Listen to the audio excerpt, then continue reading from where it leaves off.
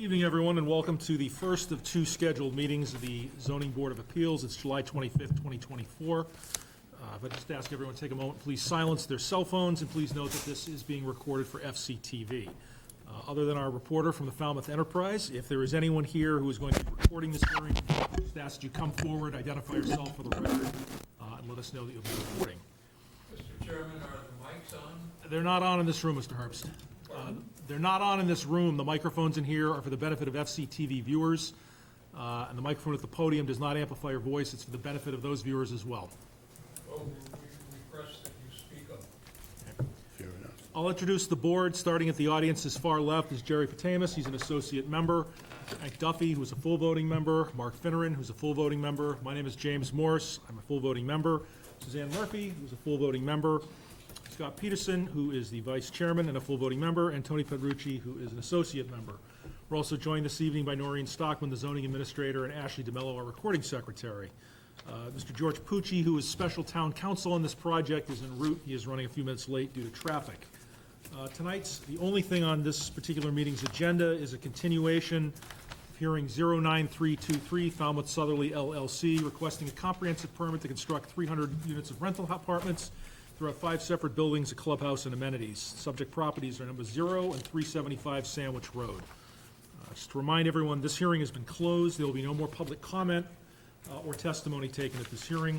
This was a continuation from last week to give the board one final opportunity to review various plans that have been submitted, as well as to incorporate and get a final modification of a draft permit that had been previously circulated. So I know that someone may have some questions for town council, special counsel, when he gets here. I'll just ask the board, did everyone have an opportunity to review plans that were electronically submitted or in the zoning administrator's office? I know that was a bit of a concern at the last meeting. Yes. Okay. And has everyone had an opportunity to review the draft decision that was circulated with additional red line comments and some modifications that we had requested at the last meeting? Yes. Yes. Mr. Finneran. Mr. Chairman, before we go any further, I know we went through all this last week, and partially because of a comment that Frank made after the meeting, and my concern for health and safety, I would like this board to consider one more time including a sidewalk from Brick Kiln Road to the entrance of this project. I know there was some concern that this might turn out like Liberty Green, and the whole thing be thrown out, throwing the baby out with the bathwater, if you will. But I just would like to add that as a condition, and with the caveat that if Hack would not throw out the whole thing for one single condition, I believe, and if Hack wants to throw out a sidewalk, which I believe is an absolute necessity, a health and safety issue, then quite simply, without going any further, the blood would be on Hack's hands and not ours. Which condition are you? That would be a sidewalk Do you know the number? from the entrance of You'll- 370. Because you're going Be a to new have to. That's the only condition, reason I asked. It would be a new condition, wouldn't it? Because it's not in there. We struck it from, You strike the $40,000 and replace it with the sidewalk. Yes.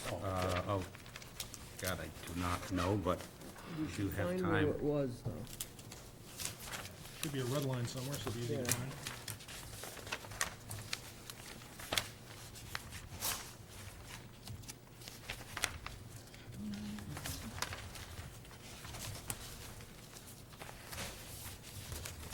First one to find it gets a Wins. bonus.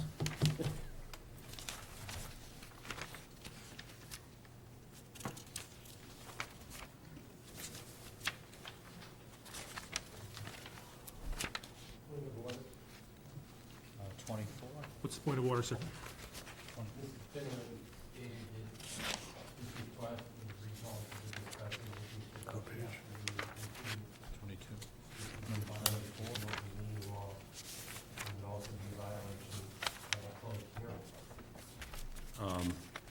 That's, It's a relevant point.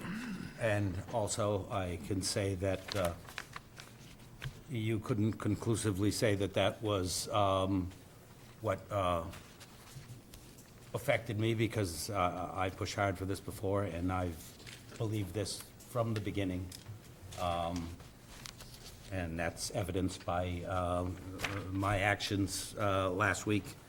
And the health and safety is, I think it trumps all. And You could just simply put a public disclosure before midnight tonight or something like that. Item 24, page 22. Page 22. And the winner is Scott. yes, Is that where Frank? you get the donut, Scott.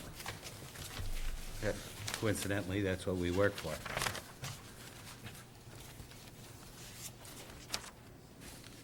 I'm not sure if Which one? it's where you want it.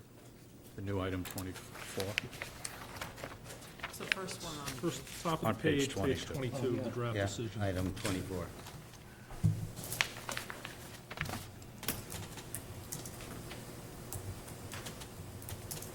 Do you have a motion?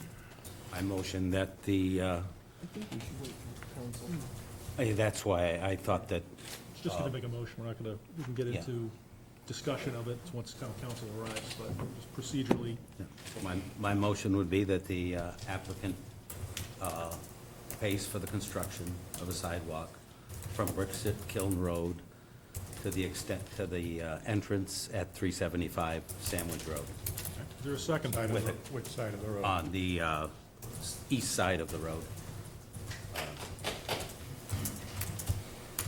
Is there a second? Second. The motion is made and second. We're going to take the table discussion on the motion until such time as the special town council arrives, which should be in a few minutes. Are there other issues or language in the draft decision that people need to review further or to discuss? Mr. Chair, findings of fact, number 8, general conditions, number 2, and conditions prior to the building permit. Which page you want, Jerry? This is what I printed out. Well, finding of fact, number 8.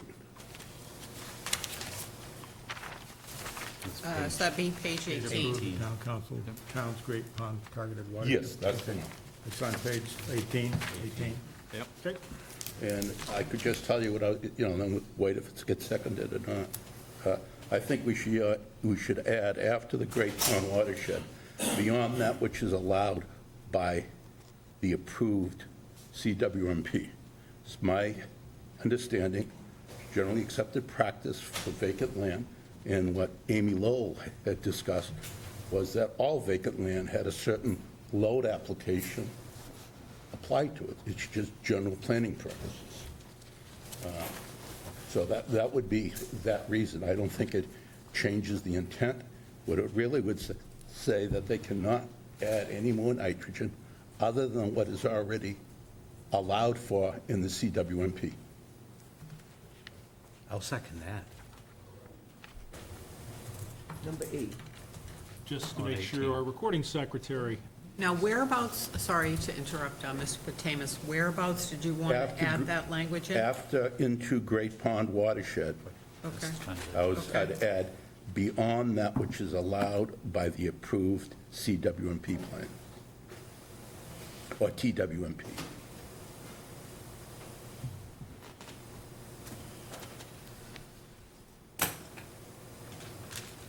all right, so just extending that sentence. Yes. Okay. any discussion? You need a motion, or? I'll need a motion. Oh, it's seconded. No. I second. Thank you. The other two generally have to do with vinyl siding. It's general condition 2, and conditions prior to the building permit. My concern is that I have not known this board to prohibit vinyl siding. It's a item that is controlled by the state building code. And actually, there's some vinyl siding that can be very, very pretty. It's not just clapboard siding.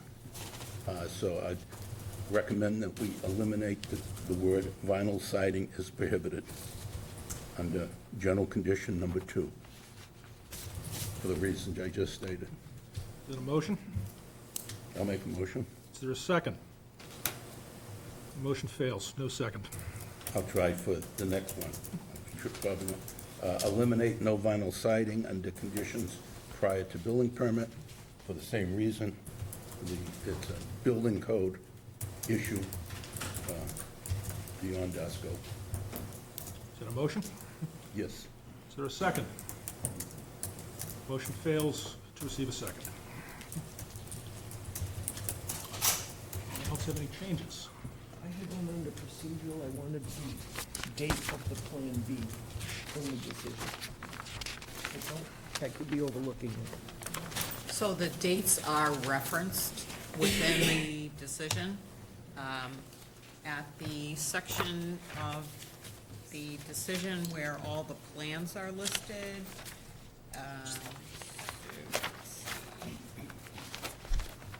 Page 7. On the page. What page? Okay, plans Page 7. submitted. So, page 7, if you, Oh, I see. and in the middle of Plan that page, we have also referred to the Plan B Revision design as date, the June final 13th. plans. So if you look down through there, it will tell you the date of original submission, and it also captures the most recent date that the plans were revised. Revision date of June 13th. Right, so it is memorialized there. I just still think it should be in 15, but that's just me. Because it was right at the last minute, and I want that to be, So, what are you looking at, condition 15? I think it's under Or general procedural history 15, What page? page 3, right at the beginning. Page 20? Page 3? Am I reading an old one or something? No, I'm reading the right one. Procedural history? Site, yeah. But it, I just think it's, I mean, it was not that long before we had to close, so.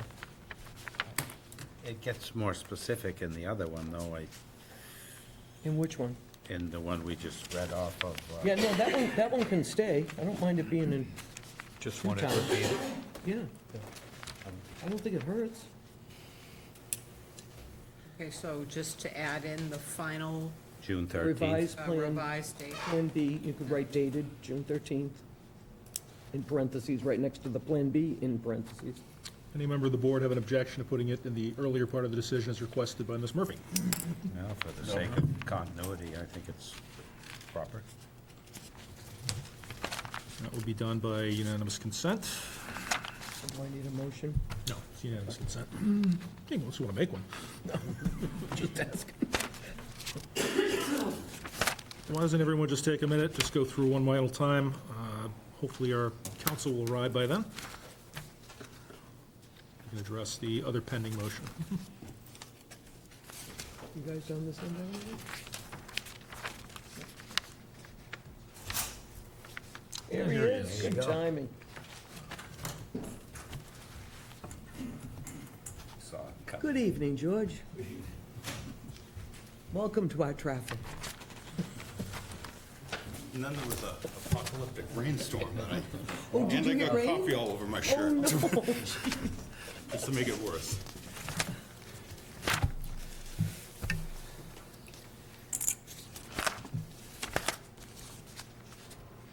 How much did I miss? We revised some stuff on our own, and Not Jim much. can probably present them to you. I'll just update you. Okay. So page 3, Okay, yeah, I'll get it after I want. yeah, that's fine. So we're just adding the final plan date in. The other two were, I think, questions. So then we're going to page 18.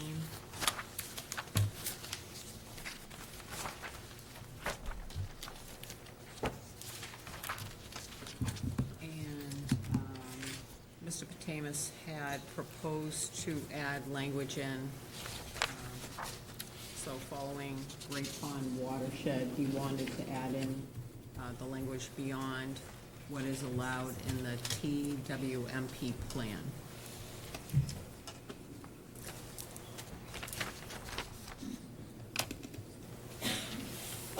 So, in essence, the town had looked at this property as total square footage and had estimated what, if it were developed with single-family homes, what that might approximately equal to for nitrogen. So, That first revision doesn't make a whole lot of sense to me. The TWMP does not envision or account for any additional nitrogen load into the Great Pond watershed. In that sense. Beyond what is allowed, it's Oh, yeah. inherent in what it says, but, I mean, it's a little redundant. It, Let me go back. If it's redundant, I guess. and I don't understand what, It does allow for, Yeah, it Additional. does. There's- it's standard engineering practice. Yeah. The wastewater superintendent testified that, I don't know, I think it's 6 homes per acre, but she said it does. There is an allowance. Oh, gotcha. Everything in the, yeah. So in I other mean, words- she recommended this. That's where I got this condition, was from her, but that's fine. I mean, and beyond I what mean, is allowed. maybe it's just linguistics. Yeah, I mean, it doesn't substantially make no, any change. I don't have a problem Yeah. with it, but. Yeah.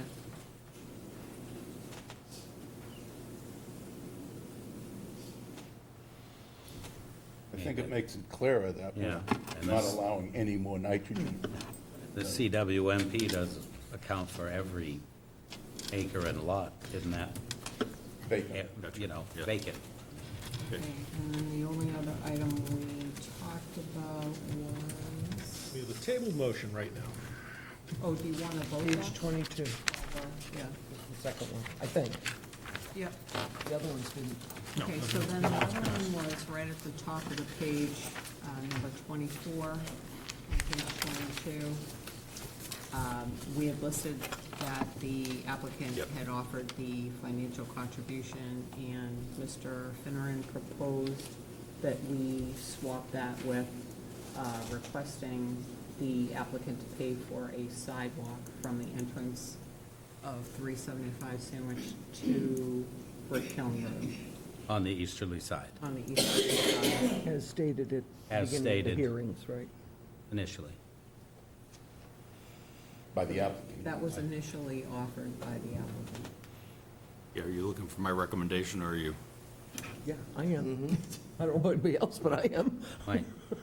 My contention was that it was brought up that, you know, the specter of Liberty Green, and I think that for the want of a single condition, Hack is not going to throw the baby out with the bathwater, is what I used, and I also said that if they throw it out, they throw it out, but this health and safety issue, quite simply, in my mind, the blood would be on their hands and not this board's.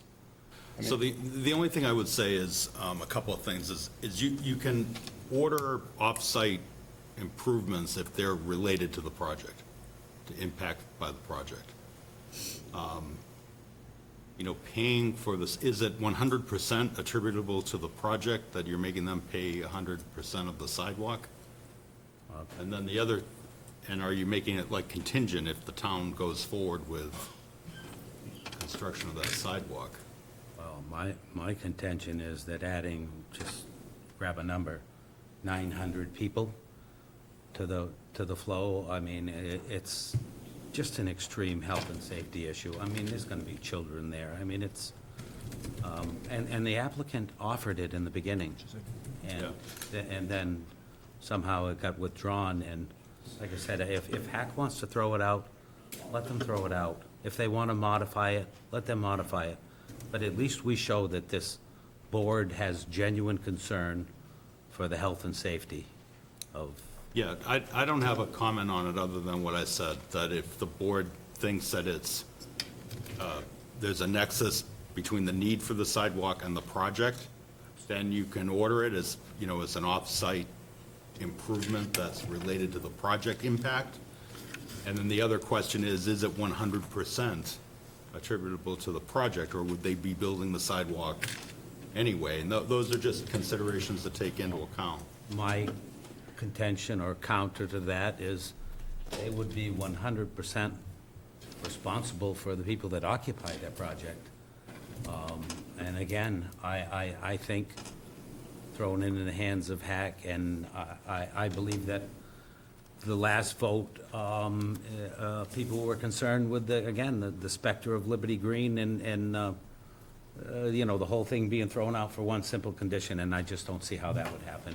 And I think we should err on the side of caution, especially in this case. I just find it to be an extreme health and safety issue, and I have great concern for children and pedestrians, and there's absolutely no doubt that it's gonna contribute greatly to that, because everybody's gonna wanna get to Main Street.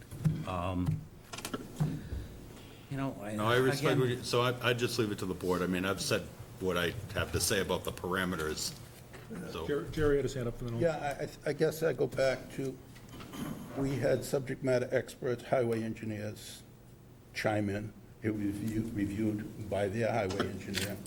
I don't think this came up to that extent. I think if either one, if ours recommended it, I think we would have fallen through. I disagree, and this is probably off the subject, that Liberty Green was thrown out because of one condition. There were 58 conditions thrown out. in No, Liberty I didn't Green. say that, Jerry. I said that it was presented to us, that it was a possibility, and I don't think it is, and it's not gonna, and as I stated, they won't throw the whole thing out for one condition, and that one condition being this one. Again, I mean, I thought about this, it's a health and safety issue. That's a 50-mile-an-hour road. Tony? The real question, I agree with Mr. Finneran. It would be nice to have that sidewalk there. The real question is can our council defend it? I mean, you told us that they don't throw out one, they throw out everything and then have a boilerplate decision. So the concern is not throwing out one, it's that they throw out everything and decide what to write. But the most important thing is, can our council defend, because I agree with you, can he defend that, based on what he just told us? I mean, I'd leave it to you. You're the experts on the local conditions. You know what the peer reviewers have weighed in on. You know what the town comments have been.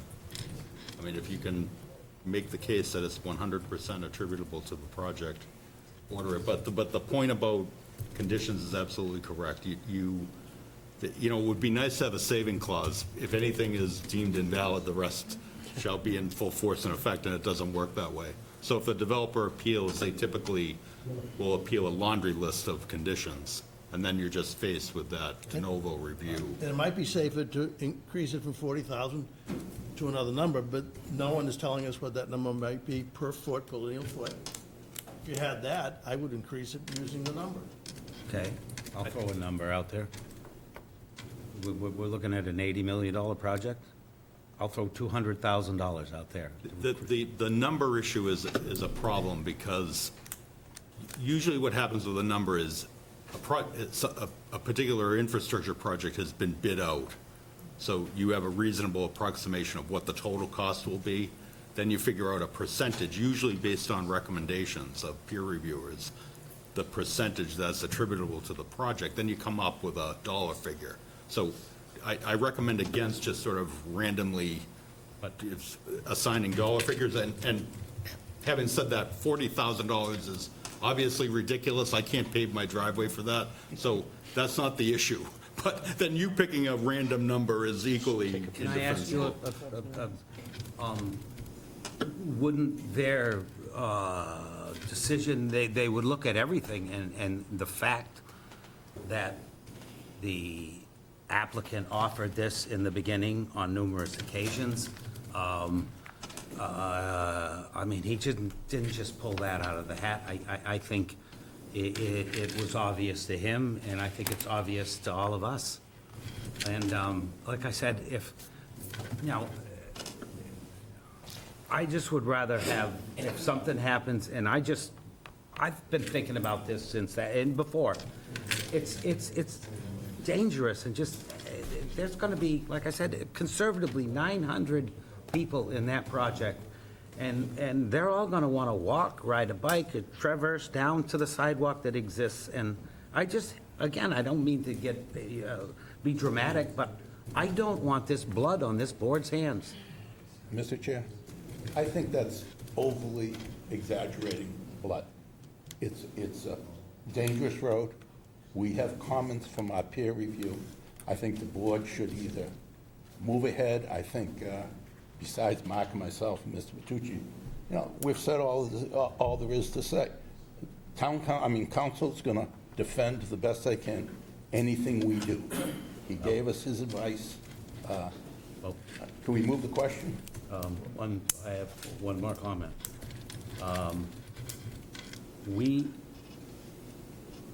Our peer review and anybody else that contributes to this isn't the end-all, be-all. When the rubber hits the road, pardon the pun, it's up to us. And I think that on something that's health and safety as this, I absolutely believe is, Mark, the other subject. I'm not done, Jerry. Okay, sorry. I don't Mr. Chair? think that we should dismiss this. I think it's a very legitimate concern, possibility, and I mean, we're talking adult children. Jerry? I'll reiterate, we're not the subject matter experts. Well- Yes, we could make the ruling, but none of us I know here can definitively say with their experience that they know more than the two subject matter experts, ours or that of the applicant. Would I like a sidewalk? Probably, but, we didn't vet the costs, and we didn't do anything else, and why do we have technical experts if we're going to disagree with them? Suzanne, did you have a Well, comment? yeah. Suzanne? Oh, Thank you. I have one more. What about a percentage? We did see that this is gonna double the population in this area of Hatchville. It's gonna double it. What about if we did a 50%? Is that reasonable? I don't know. Yeah, I just don't know, because it's not based on really any evidence that came in. I just went with the double the population, that's, Yeah, 50%, I have- without a dollar figure, but if they do the project, 50%. just I've that seen it. strip, not anything to do I've with. seen it, yeah. You'd want to specify what it is you're asking them to contribute to, and that would be contingent really on the town doing it, too. Right. So if the town doesn't do it, then we lose the 40. And if the town does do it, I don't know about That's an option, yeah. defensibility on that. I just, one more thing. Frank, one more. He does that. Counter to Jerry's argument, the peers aren't the end-all, be-all. We are. I mean, if that argument was true, we wouldn't even need a board here. I mean, these decisions are all to be made by us. And like I said, I think that we should be, our paramount concern should be health and safety, and this is absolutely a health and safety issue. When the original offer was made to build the sidewalk, I thought it was quite appropriate, considering the size of the project, the location of the project, and the situation involving Sandwich Road and the condition of Sandwich Road. It does present a safety issue for me, and I think for the whole community. When they withdrew that and came up with this idea of a cash contribution, quite frankly, I was very disappointed that they did that. I thought they were on the right track with the sidewalk. But before we go forward here, I think you should report to Mr. Pucci the open meeting law violation that was Get alleged to that that we... before any vote was taken. Okay. So it was raised by the applicant that Mr. Finneran's testimony tonight, please correct me if I didn't have it right, was that he was asking for reconsideration of this particular condition after a comment? I said, it wasn't after, and it wasn't specific to the comment.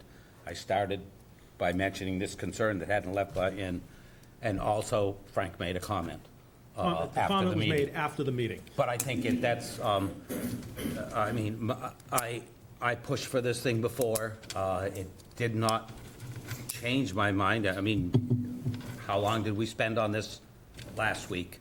It hasn't left my mind since then. Regardless, I mean, I brought the subject up afterwards, and I just, It hasn't left my mind. It's health and safety. I mean, Well, I'm not following. What's the alleged violation? I mean, you're in deliberations. Guessing an ex parte communication, the question I was going to put to Mr. Finneran, was a decision reached, or was this just a comment that you then No. reflected on? Oh, well, can I tell you what? Well, after the meeting, when everybody was going, we were walking out the door, Mr. Finneran and I had about a 15-second, It's that. maybe 10-second conversation, in which I commented to him that I thought his proposed motion for the sidewalk was a good motion. That's it. I talked to nobody else. It was the two of us. We're not a quorum. I didn't share it with anybody else in this room. That's it. And you've disclosed the communication. Yes, I did. So if there's an open meeting law complaint made, we'll defend it. And we'll explain what happened. It was a 15-second conversation. There was no other communication outside of public deliberations, and we'll defend the open meeting law complaint if one is filed. Thank you for both of your candor. Getting back to the motion. Can I make a motion on 50, Mark? 50%? I don't think we should back off. And what, Frank articulated the case for it, Yeah. so it's really up to the board. I think I mean, I that make a living out of defending the indefensible, so it's, and I'm not saying it's indefensible. So do we also need to add to the findings so that we're also reflecting that? Or not? Yeah, I think the findings had something in there about traffic issues. One caveat I'd give is if there's expert testimony on a particular issue,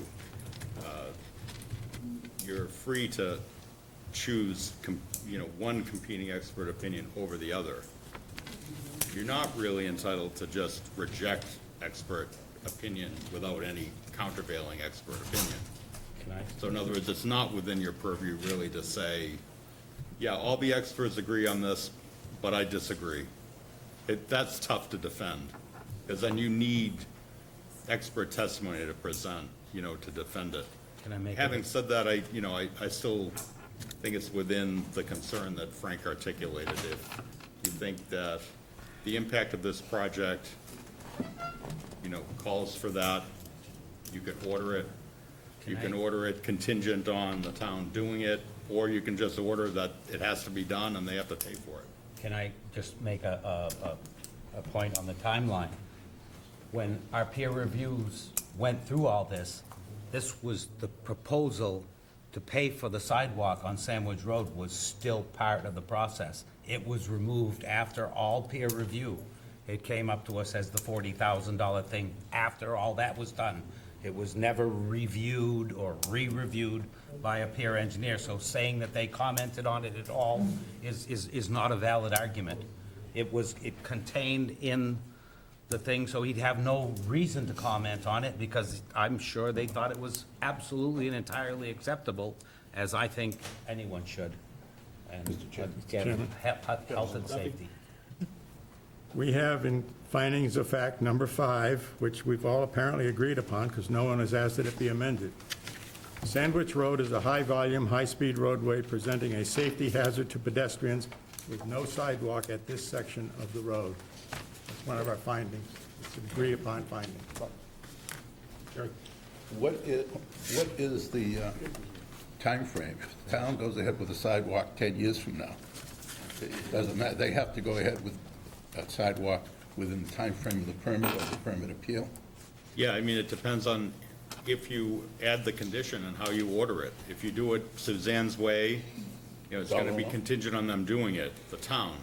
If you do it, the Frank and that side of the table way, you're ordering the applicant to do it, so it's part of their conditions of approval of their permit. So they gotta do it. Okay. Counsel, I see you standing. Do you have something, I was point of just order going you to need ask to? permission to say something for 30 seconds to George. Thank you. Certainly. Is this ex parte? Yeah, I would don't think so. not, Peter. I'm sorry. I Just don't want to tell them we'd agree with the 200,000. Yeah. I told you it's up to you. Let's cut this out and just do it. Can we move the question? I was going to just ask, I think that the points of the various members, is there anything new that the voting members want to weigh in about this particular condition proposed? Should my motion have a time on it? Well, No, right now, the motion, Oh, it's Mr. there's Finneran's motion motion right first. now. It's Mark's motion first. Okay. Repeat the motion for me. The motion was that the applicant pay for a sidewalk, No. It's the applicant build. the sidewalk. build, excuse me, with the applicant build or construct, if you prefer, a sidewalk from the intersection of Brick Hill Road to the entrance of 375 Sandwich Road, Do you have that? And on are the you- easterly side, which would be the, And what about the layout of the public way? Are you making them do it on their property or within the layout of the public way?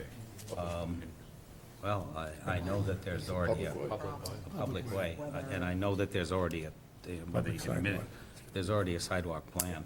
I mean, it's been put out to Should be bid, on and, public way. yeah, within public way. Within the layout of the public way, Yeah. right, okay. Is that the motion? That's the motion. Duffy, you still seconding? I second. Anybody, all right, any additional discussion that is not, or points that have not Let's been? go through the wording one more time, please. By all means. Okay, applicant to, Construct?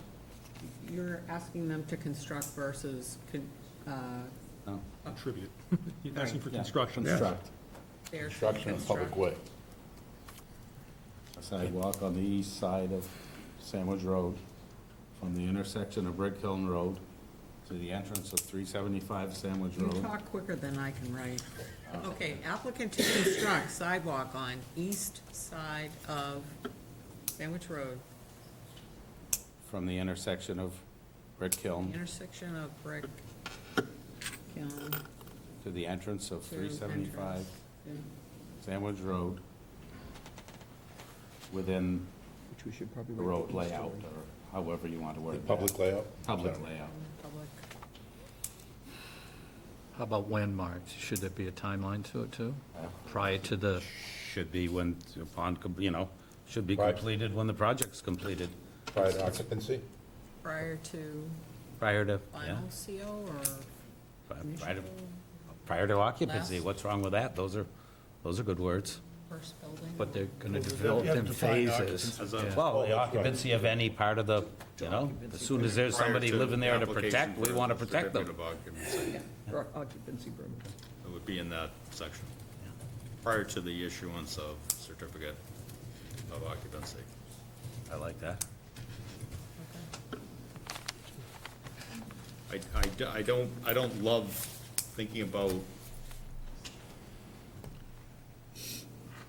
the fact that we're doing this now and nobody's thought about, typically the select board are the road commissioners. So, other municipalities I deal with, including 40B, they'll go to the select board if, say, the fire department orders an access road and it encroaches on the layout to the public way. I don't know. So I would maybe condition it that way, not that their application is subject to further review, but just that it's okay with your road commissioners to build within the layout of the public way. And that's how I would Is word the it, too, permit the from the layout, select board? the layout Layout of to the the public public way. Now, I That's don't know the- if this is information, but I know that this was already designed and put out to bid and the money wasn't there. So, I mean, I have no problem with that because it's basically already been done. It's kind of much of a muchness. So if you want to throw that in there, why not? It Well, hasn't been I feel funded more by the comfortable town. doing that because I don't know that, I don't know the select board's first of all, I don't know, It's also I've a never been state asked, so road. I don't know your local regulations. Typically, the select board will be the road commissioners. It's and- also a state road, so, Sandwich? No. No, it's not. No, it's not. And that happens too. Sometimes people think it's a state road, but it's actually a local public way. But, and typically a select board will not, they're not really equipped to act on those issues. So typically they'll have a process, like a regulation that they have, that the DPW will comment on it and they'll put some conditions on and a bonding requirement. So I would maybe just add, subject to Town approval. DPW approval? It's subject to, I don't know who your road commissioners are this the select? Board of Selectmen. Typically, they are. Yeah. Yeah. So subject to select board approval. Approval. It's fine. Like I say, I know it went out to bid, I mean, and it came up on the Route 28, you know, as an aside to the Yep. many meetings we had on the redevelopment of Route 28. But then, that way, as part of the process, if they agree to it and don't appeal it and seek to overturn it, they'll follow whatever process you have, and they'll put it before the select board, and I'm sure they'll give their blessing to it. Or not, but it's their decision to make. I certainly want all the i's dotted and t's crossed, but I also want the sidewalk. I- Treat the conditioning of the select board as a friendly amendment to your, Yeah, oh, absolutely. All right, so we are striking 24 in total, correct? yes. And substituting it with the new language. Which is? Just for clarity, why don't we reread that back one Yeah, time? the applicant is to construct a sidewalk on the east side of Sandwich Road from the intersection of Brick Kiln to the entrance of 375 Sandwich Road within the layout of the Within the public public layout? road, Public way. public way. Prior to the issuance of a certificate of occupancy, subject to select board approval. And also subject to, yeah. Yeah, I didn't hear you. And all. Subject to. And also subject to select board approval. Oh, yeah, no, okay, yeah. I mean, it would be great if people did walk from the development. It would lessen, it would not only be great for safety, but it would lessen the Traffic. impact. Cars. Impact considerably. All right, I'll call the question as to the amendment. All those in favor of the amendment, please say aye. Aye. Opposed? Okay, the amendment passes. Any other parts of the draft decision that need to be revised? A member wishes, a voting member wishes to amend? Did we, can I just interject, Mr. Chair? Did we calculate our deadline for, I hate to Yeah, I think risk it's somebody July throwing 30th. something 30th at of me, July. but July 30th. July 30. File on July 30th. Next Tuesday. my only concern is, with all the input to the draft, you know, both before we did the first draft and then after deliberations, it could use, you know, accepting the changes, a final proofread, and if I catch things like we said sort of substantially the same thing in 42, that's a little bit inconsistent with 33, or those types of things. Can it be We didn't done specify say the stormwater bylaw, correct. I would feel a lot more comfortable with a final proofread and a proposed final for you to have and formally vote on. But it doesn't sound like we have the timing. Can we do it electronically or? No, open meeting. No, needs to be, a member of the board would have to be authorized to sign the decision on behalf of the board. Typically, when I do my draft permits, I'll follow a format that I do, and then I go by what came out of the hearing. And I'll have it as checklists, you know, prior to issuance of building permits, so that the building inspector can use a checklist, and I just feel like we had so much input on this that trying to address everybody's comments, it doesn't have the elegant feel to my normal permits, but I think it gets the job done if you can't deliberate on if you can't vote on a final. Mr. Chair? Is this warrant a, It is, when you say the elegant feel, I think, other than this last motion, I think everything else was straightforward, and it'd be Scribner's errors for correction, which I would Yeah, trust. like I noticed a Noreen. spelling error on one of the consultants and today. But you feel you understand what our condition was. What I mean by what I'm saying is, I like a permit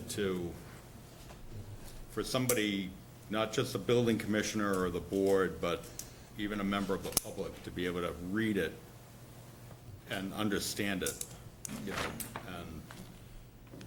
and be able to follow along and conceptualize it, as opposed to thinking, you know, when they're reading number 34, did I already read that in 18? And what's this defined term versus, you know, did applicant capitalize somewhere or lowercase? And, you know, it still doesn't have the feel of a final document to How me. much time would you need? Sorry.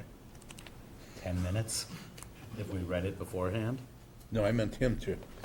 I'm sorry. Yeah, you wouldn't need it. I would need to sit with it and, you know, map it out. Just make sure that, like, for instance, the last draft we gave you, we moved some conditions around. Because they didn't, they were sort of interposed in weird places.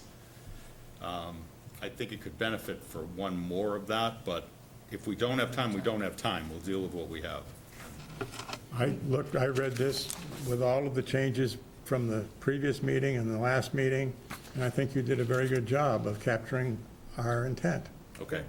I do too. All right, all right, then that's fine. Then what I'd recommend then doing is complete your deliberations on it if people have other further changes, and then just vote it subject to the final edits that you've discussed tonight.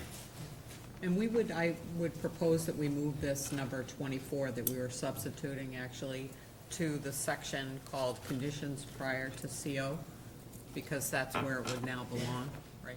So, Okay.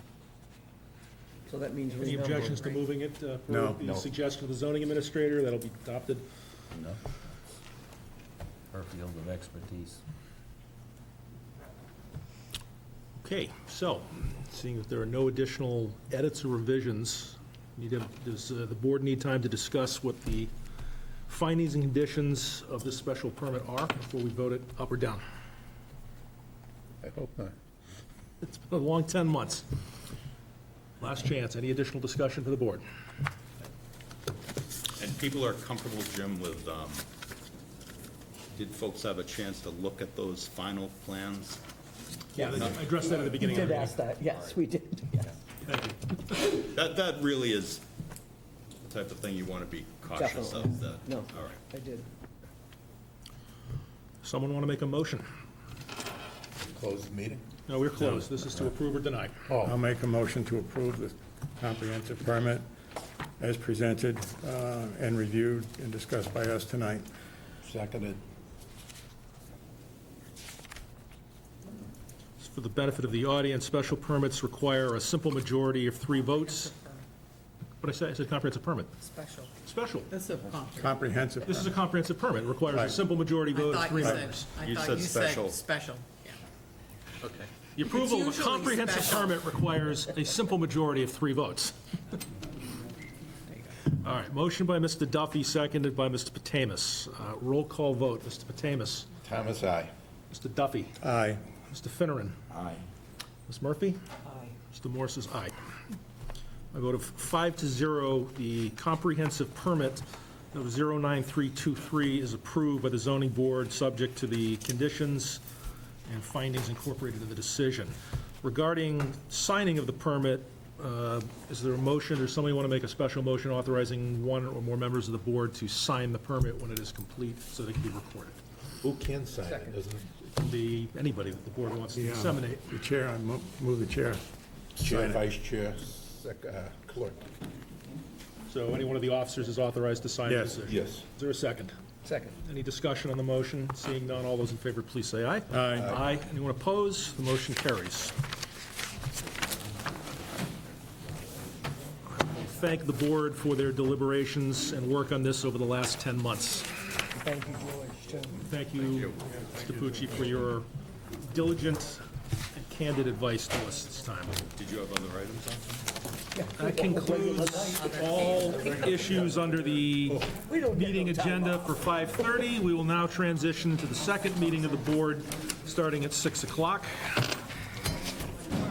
Great. I'll be on the Okay. First up on the agenda is public comment. This public comment is for anything that is not specifically on the agenda, the 6 o'clock agenda for the meeting of July 25th. Is there any member of the public who would like to make a comment? It's Tony. Jim, Just, thank you. Before I leave, I just wanted to tell the board while I'm here, Oh, certainly. even when applicants are happy with an approval, you often see appeals. Of course. So I just wanted to alert the board of that. If there is an appeal filed, by them to HAC, you'll get notice. There'll be an initial conference. There'll be an initial opportunity to have a dialogue with them. So I just wanted to give you that heads up. Sometimes a board will be shocked if they get an appeal, and an appeal can be filed for all kinds of reasons. All right, I'm the other way. just wanted to, Be shocked if we didn't. just wanted to let you know. Got it. Appreciate it. Thank you very much, George. Appreciate it. Enjoy the traffic home. Any member of the public, again, wish to make a public comment about anything that's not on tonight's 6 o'clock agenda? Wait 2 minutes to let people Yeah, come out, or? people meander in and out. Sea spray? We'll take that out of order. He's just doing public comment first. We have no public comment. We'll take one issue out of order under new hearings, under 06424 O'Brien, 20 Seaspray. We have a request for a continuance. The request is to move the hearing into August the 1st. We're still within our statutory deadline, so we don't need a continuation request. I'll make a motion to continue 06424 to August 1st for the request of the applicant. Is there a second? Second. Any discussion on the motion? Seeing none, all those in favor, please say aye. Aye. Aye. Anyone opposed? That's continued to 8-1. Under open meeting, we'll be tabling all minutes. That. And now we will continue on. We have two continuations. First up under continuations is 02624 Irvin, 15 Ravenwood Circle, Falmouth, requesting a special permit to allow a pool exceeding 20% lot coverage by structures, and voting on this evening are the regular voting members. That one was opened, right? It was open. I had a few slides I submitted, I have them here too. You need that? I know it's tiny, but it is a I USB. really thought we opened that, 'cause you know why? I drove over there, and I think that's why I think it was I open. confirmed it was a continuation. Yeah.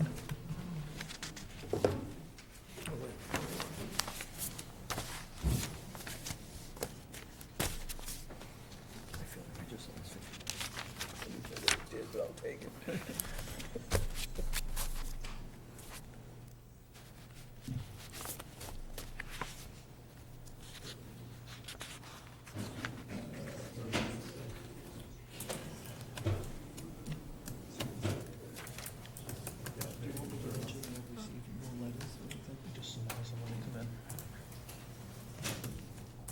I think there was. Well, the power, oh, there we go. Never mind.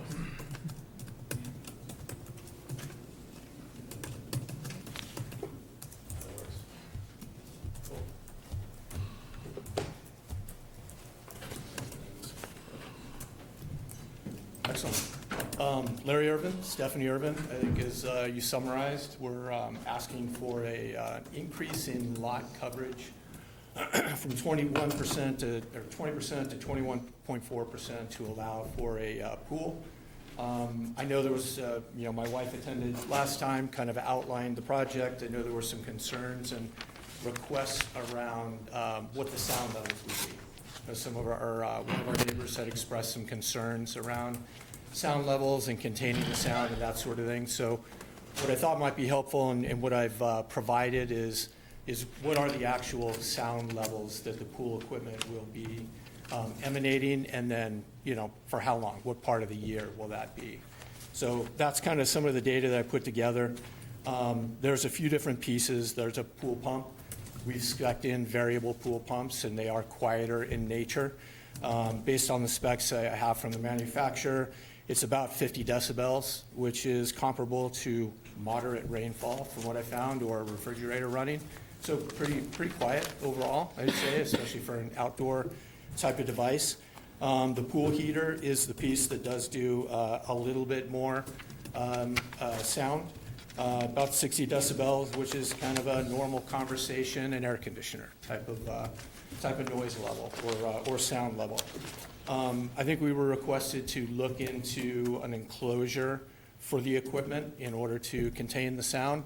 So we did, and we found, there are manufacturers that produce noise enclosures specifically for pool equipment. What I found on average is about $4,000. My thought process around it was, given that the sound coming off of these pieces of equipment isn't really that much, that might be a little excessive in terms of additional investment, given the sound level. But I put that on there as well. The other thing I wanted to kind of put into context is to understand, what portion of the year are we really talking about? In terms of when is this going to be impacting, and for how long does this really impact our neighbors in this case? So I put a little bit, I won't walk you through all this stuff, but generally pool season is Memorial Day to Labor Day, in terms of how long the pool will be open. The pool heater runs about 2 hours a day on average. From what I researched, pumps go a little bit longer, about 6 hours a day. Those would be concurrent, so overall, the equipment would run about 6 hours a day. And if you really boil it down to the number of hours that is during the course of the year, and the percent of those hours for the course of the year, it's a little less than 7% out of the year. So I highlight this also to kind of, put a pinpoint on the idea that we're talking about very low sound levels coming off the equipment for a very small percent of the year. So this is the only additional information that we put together based on what I understood was requested from the last meeting.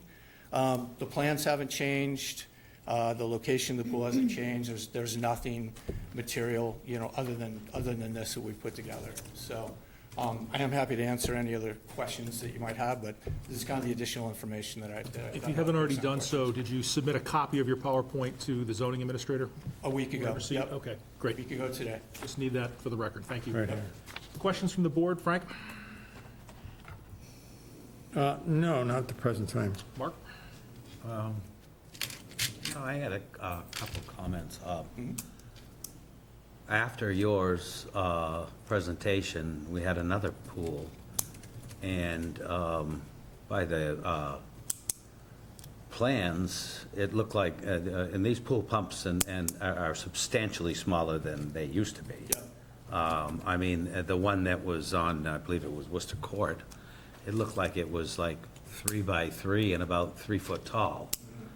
And granted, the noise is considerably less than they used to produce. You could hear them kick on, but, I mean, the $4,000 cost, I mean, you're talking something that would be equivalent to a glorified cupola.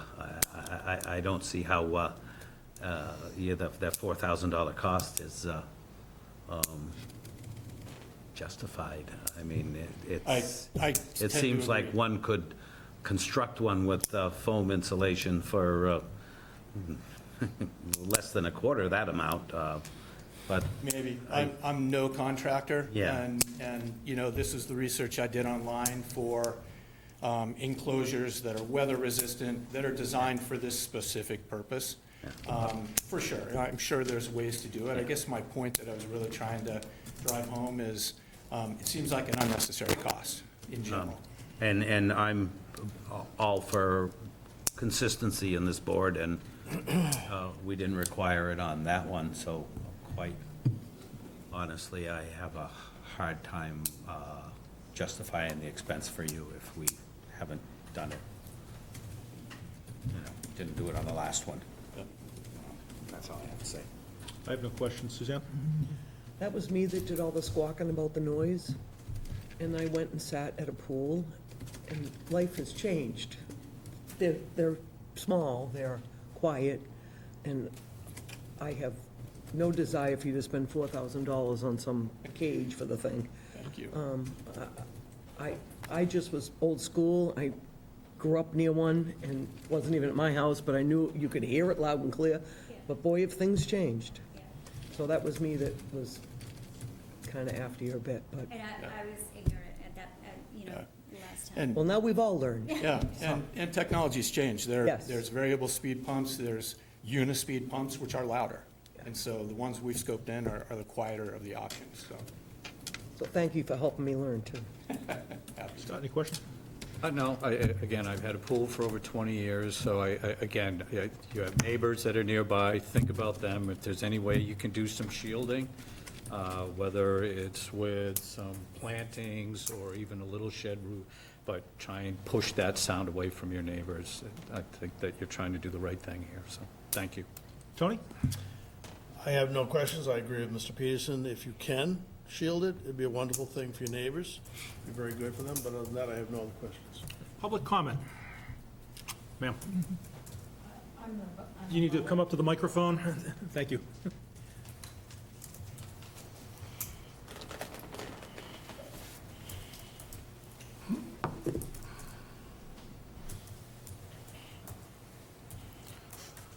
Thank you.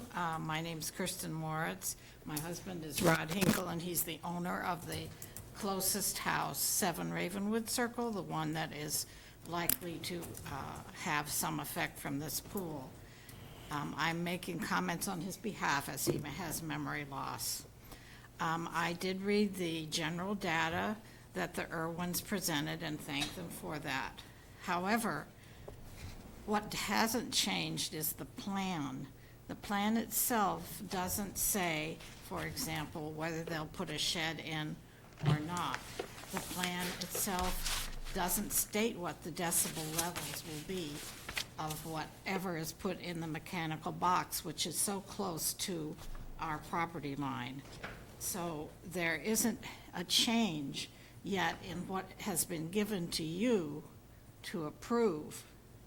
So if you approve this, we have no protection of knowing what they will actually end up with, because as was said, this is general research from the internet. So just because a shed could be put in doesn't mean they would do it. Or just because the decibel levels are presentable doesn't have anything to do with what they will actually end up with. So we have no way of knowing what the effect will be on us. I think that if you approve this plan, you're approving a plan that isn't detailed enough to protect us as the closest abutters. The other basic question I still have is, why is this being put on our side rather than the other side, which is very expansive, and it's on their garage side where most of the mechanical boxes are put? Why on our side? We have a very small, narrow place between their property and ours. It seems much more friendly to put something on a side that is larger and has much more room and is not affecting a neighbor, because that neighbor on the other side has a different angle of a house that would not absorb the possible noise that might occur. So I still have questions about that, and even if they are to put in a shed, wouldn't that change the amount of surface they're covering and therefore require another hearing on that? They would be asking for more coverage of beyond what the variance is they now are asking for. So as Mr. Duffy, I read in the minutes, suggested last time, they have not communicated with us at all. We have no way of communicating with them, no phone number, no email, and their Ring doorbell shows when we go over there and they do not answer the doorbell. So I have no way of talking to them.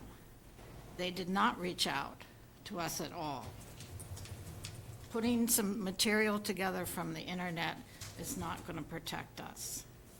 Do you have any questions? Thank you.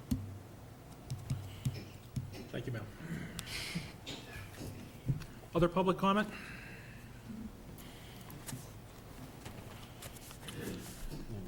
Can I have a question for Mr. Irwin? Of course.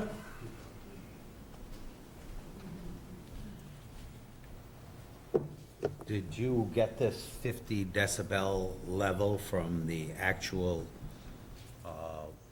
manufacturer's data for the pool equipment that you are going to use?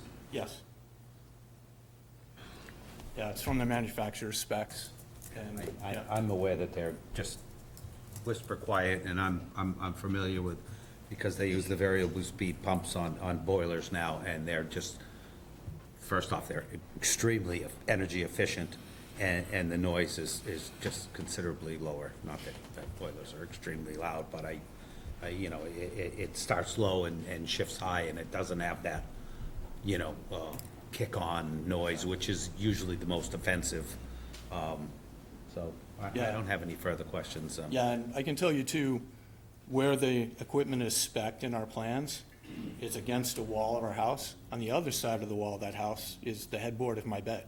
So there's nobody more incented than me to ensure that this is as quiet as possible. So, Just following up with one of the questions, or comments that's straight from the abutter, in terms of the selection of the location of the pool, did you give any consideration to moving it away from this yeah, particular neighbor? we absolutely did. There's 3 different locations that we considered in the yard. Where it's currently spec'd, there's kind of, if you're looking at the plans, there's sort of a long, you know, narrow area in the back that we looked at. There's not enough distance between the lot lines. We have to have the 10-foot offset, and then from the house. So that didn't work. The other area where we considered is over where it was mentioned. The challenge with that area is twofold. If you come out of our house onto the patio, it's the natural social area in the backyard where we've spec'd the pool. There's windows there, there's bedroom windows there, and part of it is there's a safety concern relative to, you know, at some point, kids are going to be, you know, God help us, we have grandkids someday, there's going to be kids swimming there, and having every angle possible to see who's in the pool and that the people are safe is very important. That other side, by the garage, there's one window, and that's it. And it's an area that someone wouldn't naturally be there, kind of, you know, looking out. So that was our consideration. Where did it make sense from how the backyard flows, and where's the safest location? And where we have put it in answered both of those the best. And your yard is already fenced, so. It's fenced. There's two spots where the fence is, I think it's 3 feet on either side of the house, and we'll raise Raise it each up. side to 6 feet to be compliant with that, which will obviously help with, you know, noise as well, but, you know, obviously it'll also hit the safety considerations as required. Any other follow-up comments or questions? All right, thank you. Yeah, you bet. Mr. Duffy. I don't know if that's not a question, but I do have a little bit of experience with noise, having spent a good part of my life dealing with it. One of the things I know is that it's not the absolute noise that's a problem, it's its relationship to ambient noise. So if you live in a quiet neighborhood, maybe 60 decibels is annoying. But what I would think is that I think they should have a pool. I think anybody who has room for a pool and wants a pool should have one. I think Mr. Irvin's point about the cost of the soundproofing is valid. But on the other hand, once this project is built and running, then if the combined noise of the pump and the pool heater exceed 10% above ambient noise, then the building commissioner can step in and require some abatement. Now, I know that puts the burden on somebody to test for sound, and that's annoying too, but it's the only way I can see to move forward on this reasonably. And have that like as a condition. Yes. And Mr. Chairman, isn't that also a state regulation? It is, a ambient? state Yes. regulation, 10%, 10 decibels above ambient is considered a nuisance. And then that also, then at that point, it falls to the Board of Health as well, doesn't it? Yes, right. So you have Checks and balances. checks and balances. So just discussion-wise, is the board satisfied that we can approve this with reasonable conditions? I am, yes. How would the board like to proceed? Motion to close. We have a motion to close. Ms. Murphy, is there a second? Second. Second, Mr. Peterson. All those in favor of closing the hearing, please say aye. Aye. Aye, opposed? The hearing is closed. No more testimony will be taken. How would the board like to proceed?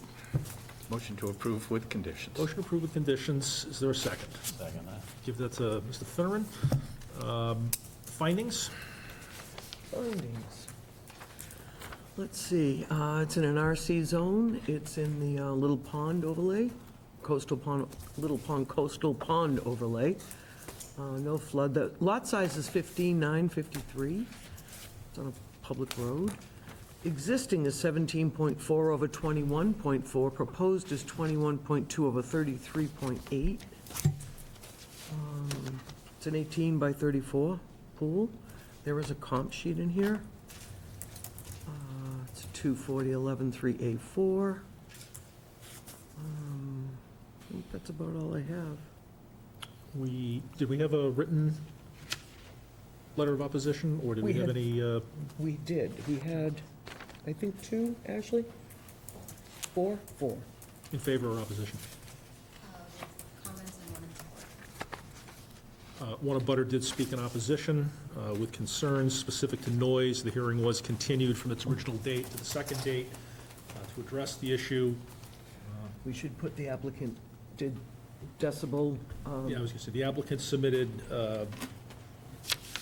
decibel sound sheets, demonstrate what the average noise for pool pumps is. Although no one is on the board, is an expert on the matter, several members of the board have pools and weighed in on the amount of noise that is in fact produced. In addition, that the building commissioner, after discussing the matter with Attorney Mr. Duffy, weighed in that in the event that the ambient, if the ambient and total noise is 10% above the ambient noise, the abutter can seek relief through the building inspector and the Board of Health, Right. Perfect.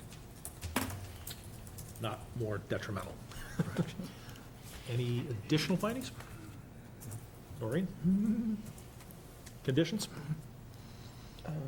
Boards, Per plans? per plans, hours of op. Yep. What are we, 33.8 is the total. What else do we need? We want- No additional lot coverage without coming back before the board, inclusive of sheds? You want that condition in findings or in conditions? It's in a, well, It's in do we want a condition? Yes. Okay, so we'll Yeah. condition that if the ambient noise, Frank, if you want to recite what it was. And if the noise produced by the pool pump and the heater exceed 10 decibels above ambient noise conditions, then any aggrieved party may seek a remedy for abatement through the building commissioner or the Board of Health. Thank you. Do we condition the plantings as was mentioned, or we just leave it to the Board of Health and the building commissioner? Because they certainly do mitigate sound. And if one of it's against the back wall of his house, it wouldn't take much. So I think we can include in our findings, the testimony from the applicant was an intent to put in plantings, unless I'm mistaken. He did, and a 6-foot fence. He was going to go up on the fence, too. Testimony was, yeah, to include a 6-foot fence to be compliant, or they'll have to be compliant with the fencing regulations for a pool. We don't have a landscape plan. I don't know if we want to condition it, so I would just leave it in as a finding based on the testimony, the intention. All right, so no condition as to landscaping, just put it in for findings that the applicant testified the intent to put in plantings. Any other conditions? All right, all those in favor of approval based on the findings conditions as proposed, please say aye. Aye. Opposed? That is a vote. Thank you very much. Next up, we have 03424 Sarowick Gray, 53 North Falmouth Highway, North Falmouth, requesting a special permit to construct a detached garage exceeding 900 square feet in size. We have Julie A. Sarowick and Ira Gray, 53 North Falmouth Highway, North Falmouth, Mass. Applied to the Zoning Board of Appeals for a special permit pursuant to Section 246.6B of the Code of Falmouth to construct a detached garage exceeding 900 square feet in size. The subject property is 53 North Falmouth Highway in North Falmouth. And from boards, let's see what we have. The assessors have no comment. Building department has no comment. Water has no comment. Board of Health has no comment. We're on a roll. Planning, no comment. Engineering, This application was reviewed for impacts to public rights-of-way and public utilities. North Falmouth Highway is a state right-of-way in this area. Any alterations within the right-of-way will require permission from MassDOT. 2, any connections or alterations to public utilities will require permission from the appropriate town department. 3, the project must not direct any stormwater runoff to public property, abutters, or rights-of-way. 4, we recommend that the board add a condition that requires the addition of dry wells, rain garden, or other stormwater infiltration measures or stormwater harvesting measures, such as rain barrels for the new roof area at a minimum. 5, with the proposed work area location, it appears that erosion and sedimentation should not be an issue with the normal construction practices. However, the contractor should be held responsible for implementing erosion and sediment controls if conditions change. We recommend the following condition be included. Quotations, construction activity shall not cause erosion to or sedimentation into the abutting properties or town right-of-way. End of quotation. It's engineering. Concom, no comment. Comment there. And then we got a letter of certificate of appropriateness from the Historical Commission with a few conditions. The shed will have white cedar siding. They've conditioned the looks of the property. It's kind of long, so I'm not reading the whole thing. And let's see what else. They took care of lighting. They're conditioning the lighting, the historical people. And I think that's all I have. For the applicant, good evening. Good evening. Thank you, Mr. Chair, members of the board. For the record, my name is Kevin Clower. I'm an attorney here in town, and I'm before you representing Ira Gray and Julie Sarowick, the owners of 53 North Falmouth Highway. They are seeking to construct a detached wooden barn, which is a garage with loft storage. They're not proposing any changes to the recently renovated dwelling on the site. So this is 53 North Falmouth Highway, which is located just about across from Warren's Farm. It's just north of Thomas B. Landers.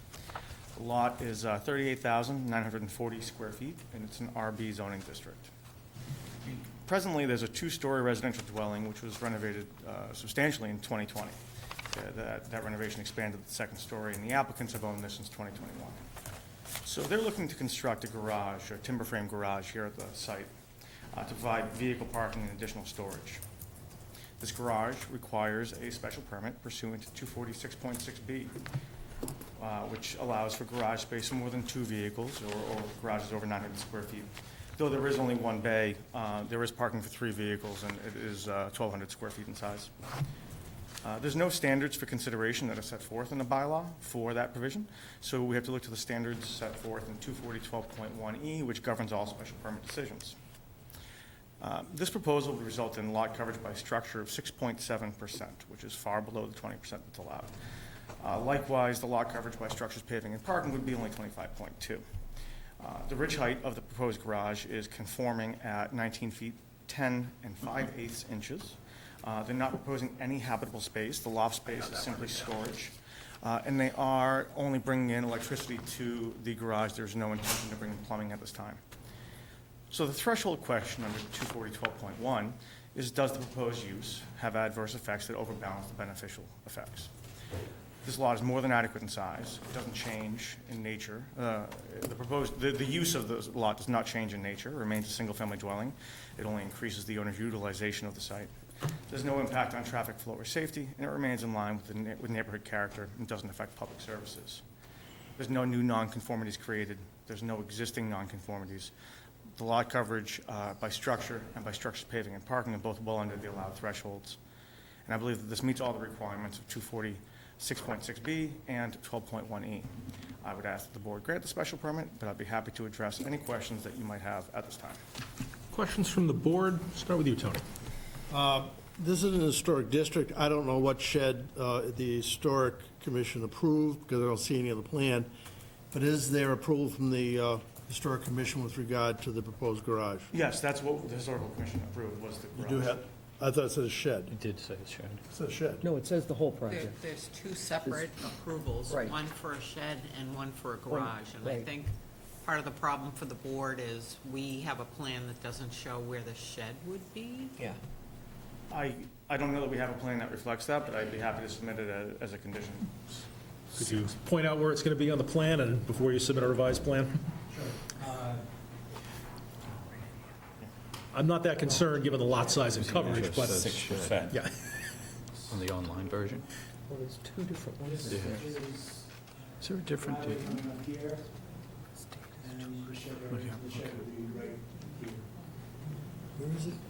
Kind of the southeastern corner there.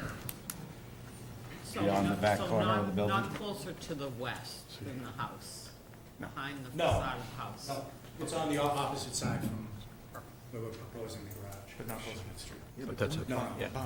yeah. So you got the updated one. Do you have a follow-up question? I have no further questions. Scott? Just to confirm, no habitable space above? Correct. Thank you. Any insulation or utilities plan to go out there?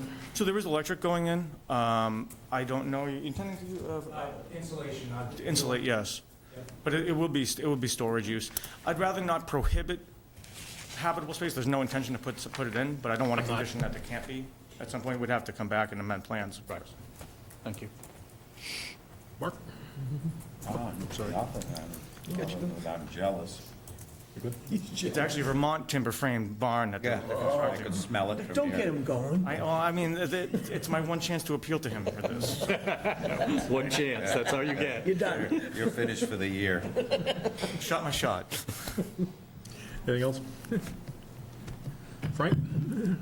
No, it's a pretty straightforward project. I thank you for your explanation, Flower. Public comment? All right, does the board need to discuss this at all? Any concerns? I don't know. Maureen, you have anything? All right, I'll make a motion to close. Is there a second? Sneak second. Discussion on the motion, seeing none, all those in favor, please say aye. Aye. Opposed? That's a vote. Hearing is closed, no more testimony will be taken. How would the board like to proceed? Motion to approve with conditions? Motion to approve with conditions, is there a second? Second.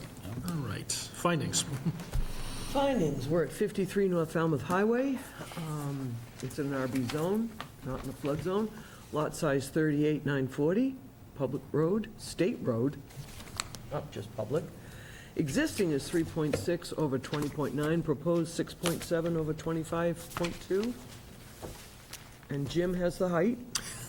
19 feet, 10 and 5/8 inches. That's a tough one. It's in feet and inches, We do have foraging, we have windborne debris, we have the certification from the historical. It's a 40 by 30 garage. It's a new house, it's a two-story home, built, I think he said in 2020? Rebuilt. Rebuilt. Rebuilt? Oh, okay, thought it was brand new, looked brand new, Considerable rebuild. yeah, Spent a long time on it. 246.6B. yeah.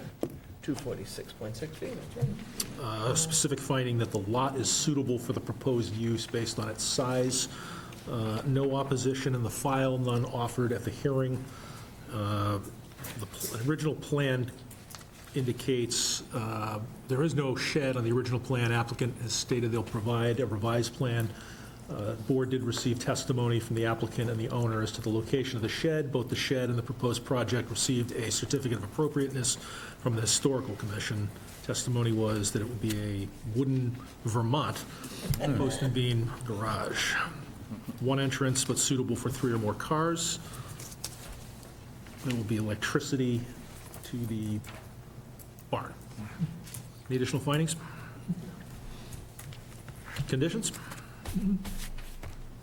Per a new revised plan, all boards, like this, work hours. I was gonna do no habitable space, but we'll not bother with that one. No water, right? No. No. Okay. We were not going to, we'd have to condition that testimony. No, it's just We're not going trying to to condition remember. that. Yeah, if they want to, they have to come back if they want to change the use. We're not going to have an issue about traffic. They got plenty of space to park cars. So all vehicles to be remain on site. Work vehicles on site. Any other conditions? Anyone from the board or Noreen? No? All right. All those in favor of approval as opposed, please say aye.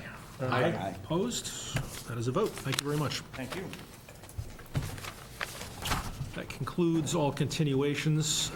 Next up, under new hearings, we have 05624 O'Brien, 15 Ingleside Drive, East Falmouth, requesting a special permit to construct a single-family dwelling exceeding 20% lot coverage by structures. Yeah. Yes. I went up and did the site visit, and like that, I should put in for a Purple Heart, because I fell down and cut myself. Did you wipe out? Yeah, and now to measure the existing building, because the property, the house corners are not staked out, and I thought that maybe they were gonna reuse the foundation, which they're not, so it's not properly staked. There are no house corners staked there.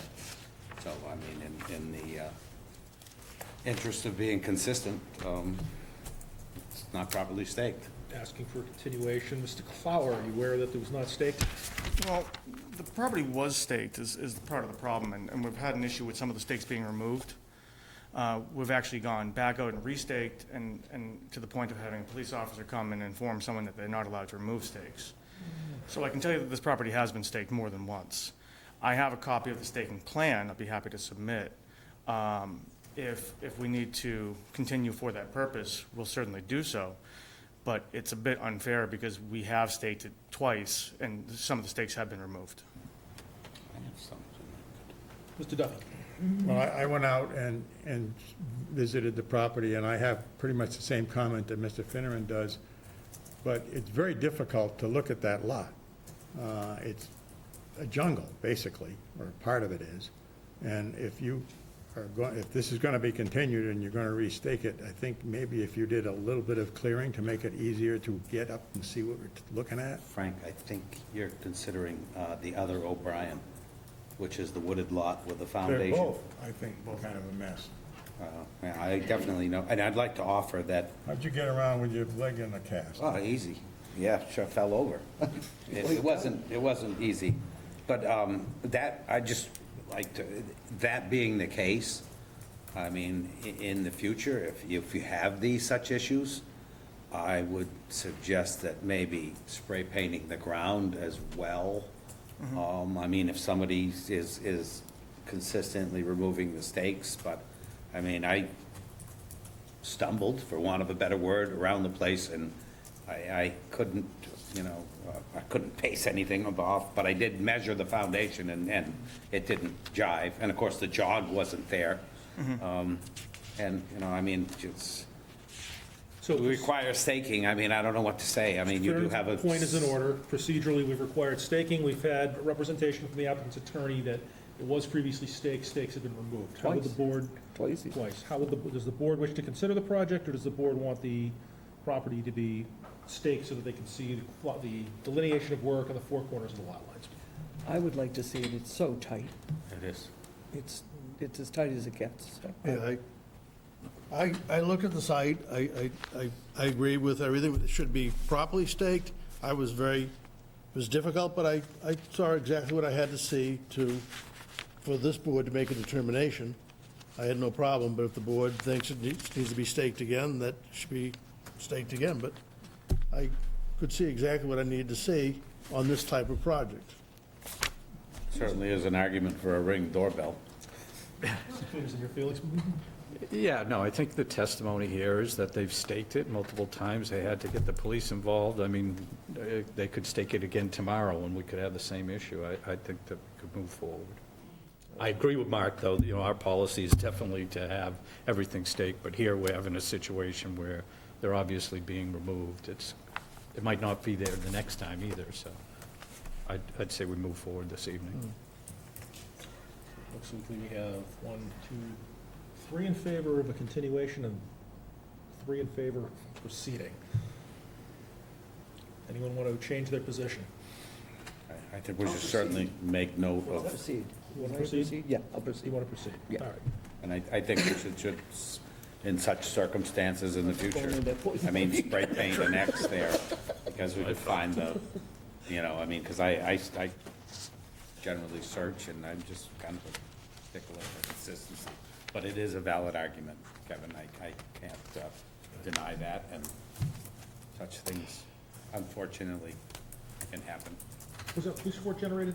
I don't know. Okay, I would just suggest, if that's what happened, going forward, just, I don't think it was, I think it was more of a courtesy, not a police, it wasn't an Well, there incident would be a call. record of any call to the police. I mean, you can request, I don't know exactly. I'll what accept your representation this evening. I think the board accepts. I would just, going forward, that would be a copy of a police report indicating that your stakes were removed would be a compelling, if not controlling, document at least. But, all right, we've resolved that issue, so, So now we're going to open it. yes. All right, like a regular hearing. All right, we have Michael O'Brien, 144 Winter Street in Rentham, Mass. Applied to the Zoning Board of Appeals for a special permit pursuant to Sections 240.11.3A4 of the Code of Falmouth to construct a single-family dwelling exceeding 20% lot coverage by structures. The subject property is 15 Ingleside Drive East, Falmouth. You did have letters on this, if I'm correct. Do you remember off the top of your head, Ash? One, in opposition, correct? Concern about the Concern. staking. Okay. Building Department had no comment. Water Department. If approved, please come to the DPW if you choose to tie into town water system and fill out a water service application at 416 Gifford Street. The water service installed needs to be 1-inch PE, and the meter will need to be installed inside the home, not in a crawl space. Please also provide a copy of the plan showing the path of the water service from the water main to the foundation. Board of Health. The portion of the septic plan provided on the plot plan shows a design that doesn't fully meet Title V. The reserve area must meet all setbacks, including the 20-foot setback required to a full basement foundation. 17 feet is shown. Fire Department, no issues. Planning, no comment. And then we have engineering. This application was reviewed for impacts to public rights-of-way, public utilities. Ingleside Drive is a private right-of-way in this area. 2, any connections or alterations to public utilities will require permission from the appropriate town department. 3, the project must not direct any stormwater runoff to public property, abutters, or public rights-of-way. 4, dry wells are proposed for the new roof as we typically recommend. 5, we recommend the following condition be included. Quotations, upon completion of construction, the applicant shall post the address for this residence. There is a time limit for compliance, unquote. 6, where this site slopes down to the street and the work is close to abutting properties, we recommend that the erosion and sediment controls are included for this project to protect the abutting properties. We recommend that the plans be revised to include a demarcated limit of work and include proposed erosion and sediment controls. And we recommend the following condition be included. Quotations, construction of this project shall follow the town's soil, erosion, and sediment control standard conditions.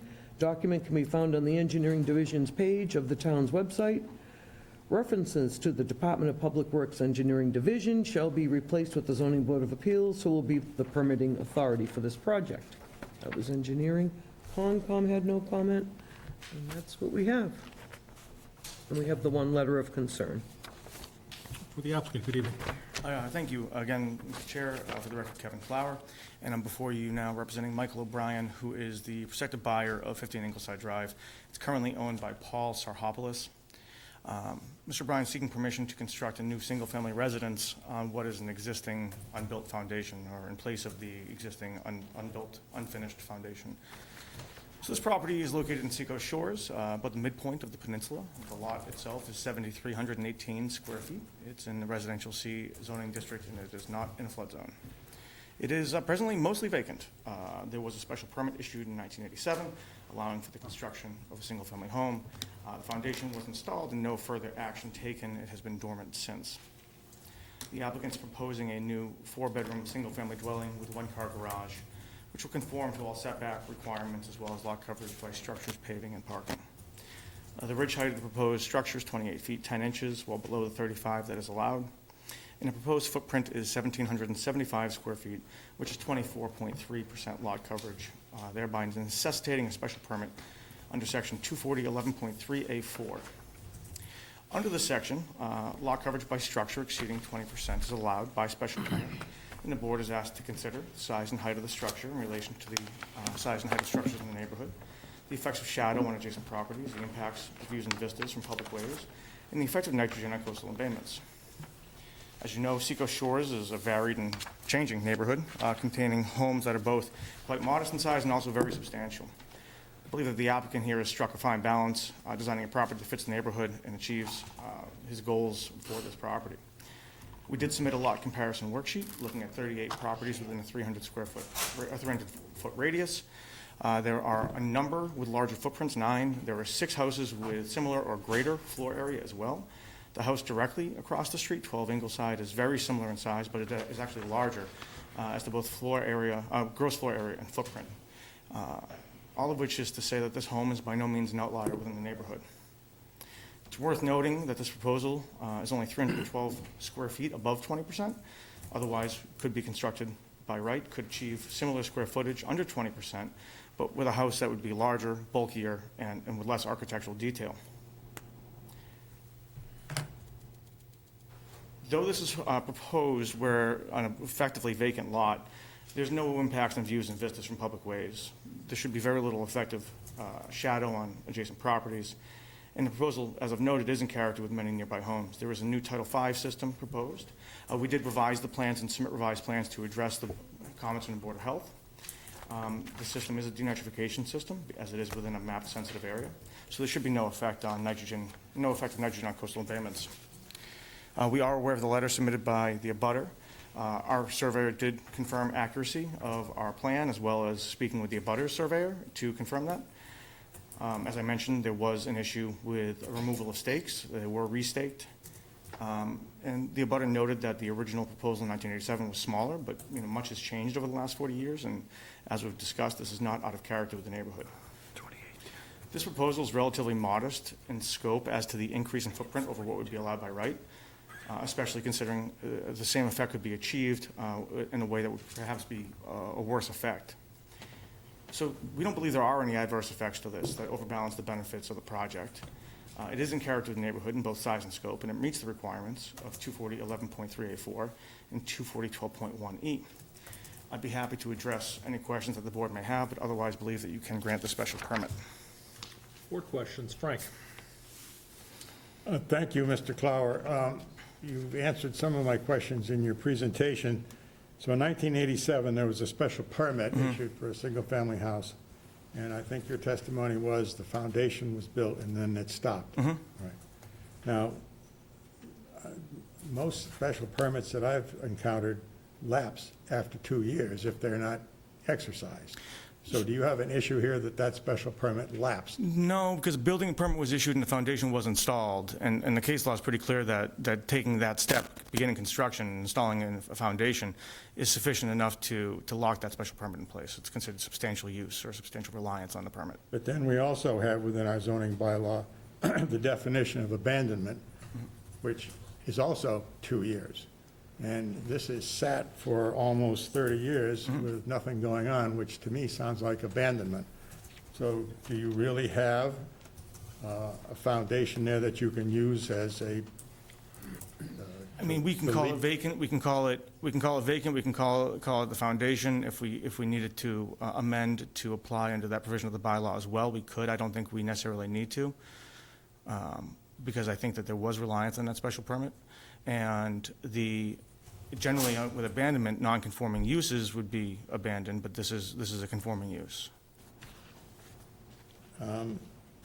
Another question I have, which is kind of following up on previous questions I've asked.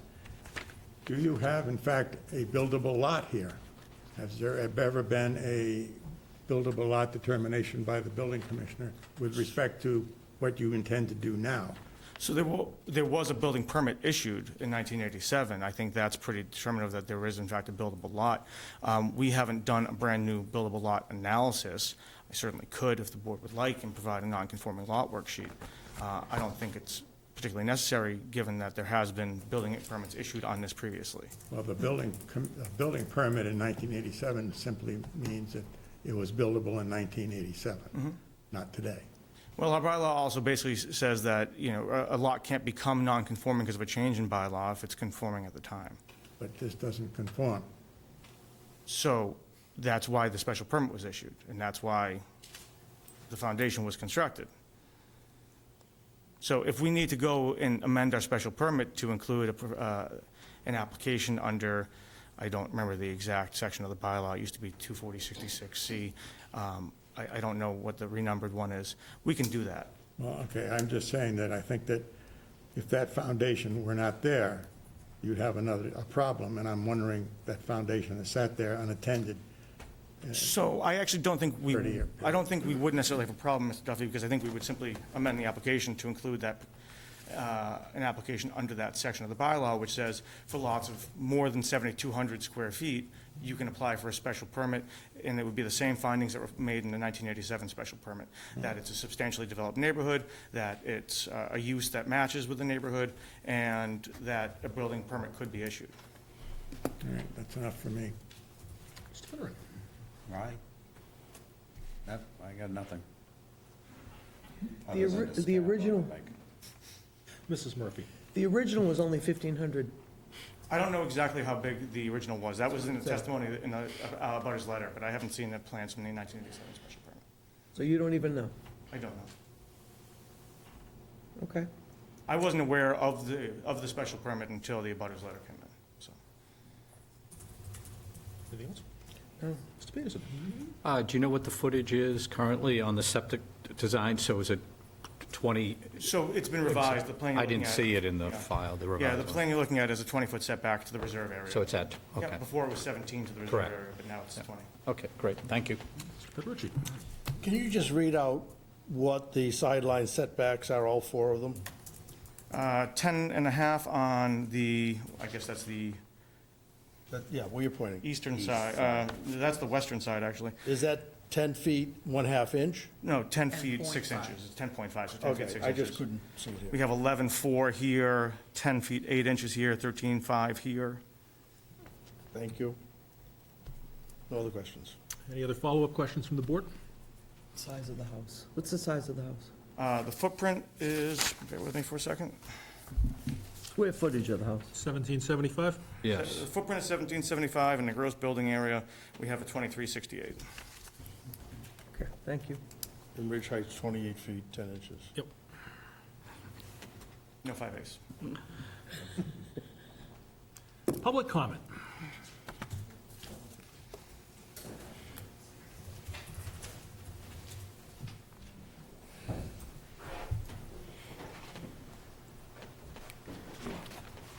Katrina Koshavos, 9 Ingleside Drive. I'm the direct abutter to the west of the house. The original building permit was issued for a house that was 1,584 square feet. My question to you is, if the previous special permit was never filed with the registry of deeds, which I did try to research today, and it was never filed, does that make the permit valid that you guys issued in '87? Invalid, yeah. I believe it would make it invalid. It's not recorded. So it was never recorded in the registry of deeds. I'm not opposed to Mr. O'Brien building a house, that's fine. I'm just opposed to the volume and the size of the house. I will be shadowed because the way he's proposing the house, it's a little bit more in front of mine, because I'm this house right here. So it would shadow what I already have. And right now, through the trees, we can see the water from 2 windows in our house. When that house gets built, we will lose that view. Like I said, I'm not opposed to a house going there. I'm just opposed to the size and the volume of the house. And he did submit that worksheet, and I'm just a little confused. My foundation is 1,008 square feet. I'm 9 Ingleside, and he has my footprint in as 1,513.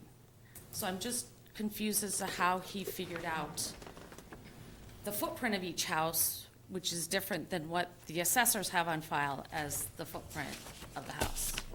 So I was just questioning, because like, on mine, my foundation is 1,008 square feet. He has my footprint being as 1,513. So I was just a little curious how he came about that. And the same thing with my neighbor across the street, at 12 Ingleside. He has hers in at 1971, but looking on the assessor's card, the footprint is 1152. So I'm just a little confused how he came out with those numbers, if he could clarify that for me. Like I said, I'm not opposed to a house, I'm just opposed to the size and the volume of the house. And then, the only other thing I'll say is when he staked it, if you look here, the back angles in, and when you look at the way the stakes are, they angle out from the back of the lot to the abutting lot. So that was my only question about the staking, because if you look at his, you look at his plot plan, it angles in, but the stakes angle out. You do angle out. So that was my only question about the staking, because based on his plot plan, they should be going in versus out. Thank you. Thank you. Sir?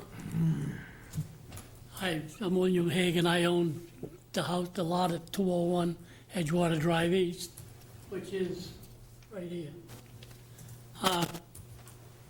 With somebody saying the stakes were moved, it was paint where all the stakes were, and I haven't moved from there, in a while, and I didn't see any stakes moved. But like my neighbor said, the stakes come out instead of in. So they're taking probably 3 or 4 feet of my land closer to the road. But now this is a different blueprint than what we received from the building department. So this must have been changed. And that cellar hole, I don't see where they could use that. It's so old, it's so contaminated, and it's so close to the property line. I just, you can't even get in there to measure to see what the distance is. And I'm like my neighbor, I don't care if they build a house, a decent sized one, but you put a mausoleum up there and it's terrible. It's just too big. I don't know if it'll fit on that 7+ something lot.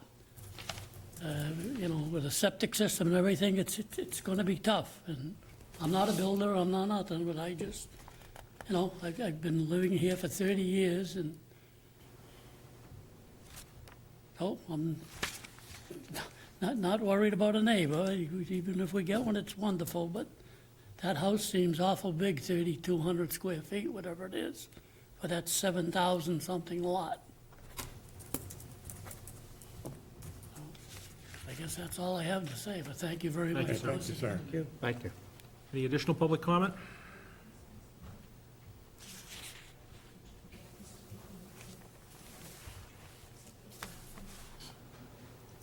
No. Any additional public comment? I can speak to the calculations. So we use the assessor's records to calculate footprint and gross floor area.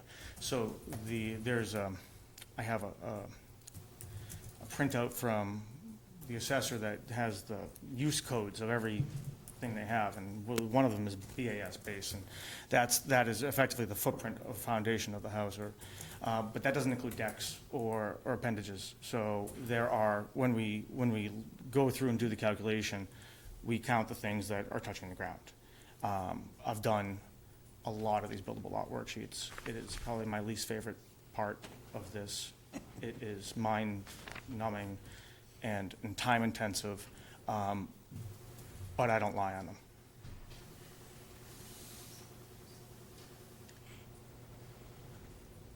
Do you want to address the size of it? I mean, it's to the max.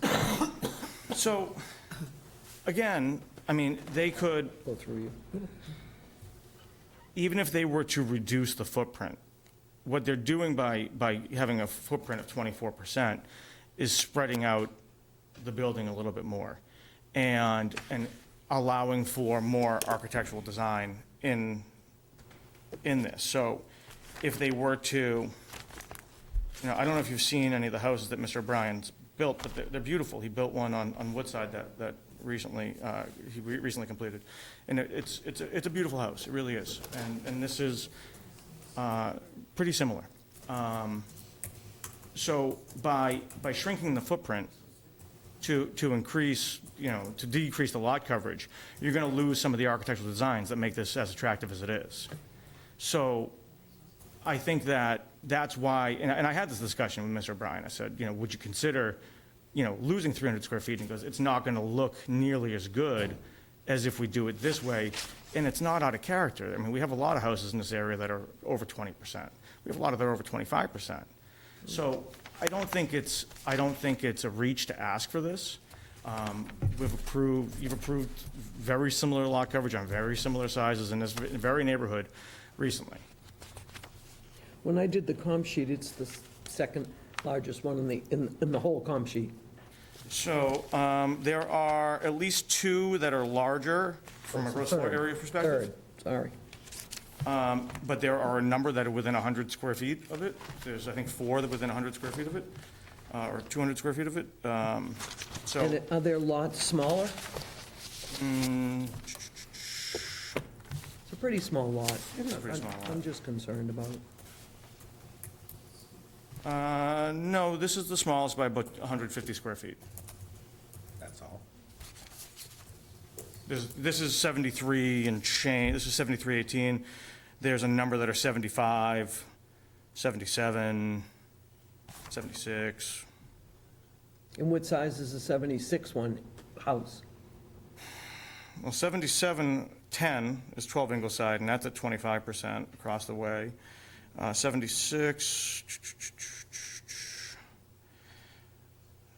I guess I'm just. 76 is 19.8%.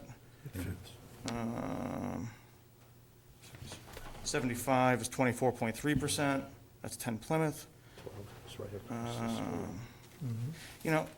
But again, I hate the reliance on these lot comparison worksheets because it's kind of, pardon my language, it's crap in, crap out. Because the assessor's records aren't always all that accurate. We have very precise numbers for our project because we have architectural plans. And I'm not knocking the assessors when I say that, but I know I've compared the assessor's records to plans that we have on file, and they're often off by a few hundred square feet in either direction. I think they're valuable to give certain bandwidth about Absolutely, size of but projects and I scope of don't the like when we neighborhood. get into the, really drilling down onto them, because I think it's more of a broad picture idea. Also, the board gets a pretty good picture with their site visits and driving around the Absolutely. neighborhood, which I think is the more compelling issue. Testimony, Mr. Clower, from one of the abutters concerning special permit. I believe you said you were unaware of one, and did you, title research, would you agree that the previous permit was not recorded? So I'd have to check. I don't know the answer to that right now. I've done title work on this. I don't have it on me.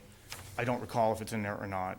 I know that I got this permit from Ashley, so. Changes our analysis. It We does have to know that. considerably. So what I think we could do, in the interest of hopefully saving some time, we need to look to see if the permit's been recorded. If it's not been recorded, what I'd like to do is amend my application to include an application under, let me just bear with me for a second.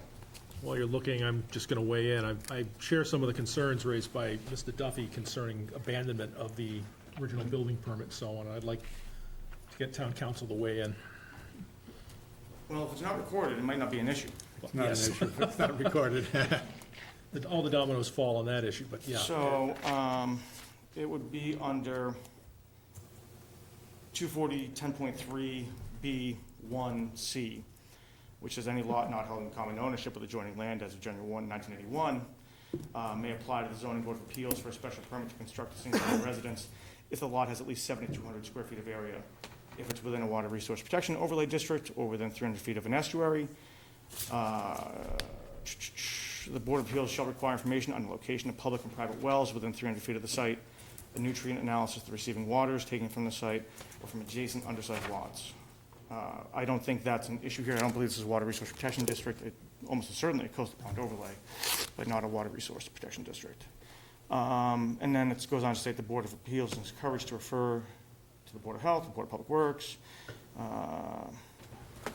So we can, if the special permit's not on record, we can amend our application to include that provision and come back at a continued hearing. I think you absolutely have to do that if it's not recorded. Of course. And if it is recorded, then Now, then, different we question. should know that, and then we can go ahead. So we're, I think, look, at this point, looking at a continuation. What do you have, what do we have, I should say, excuse me?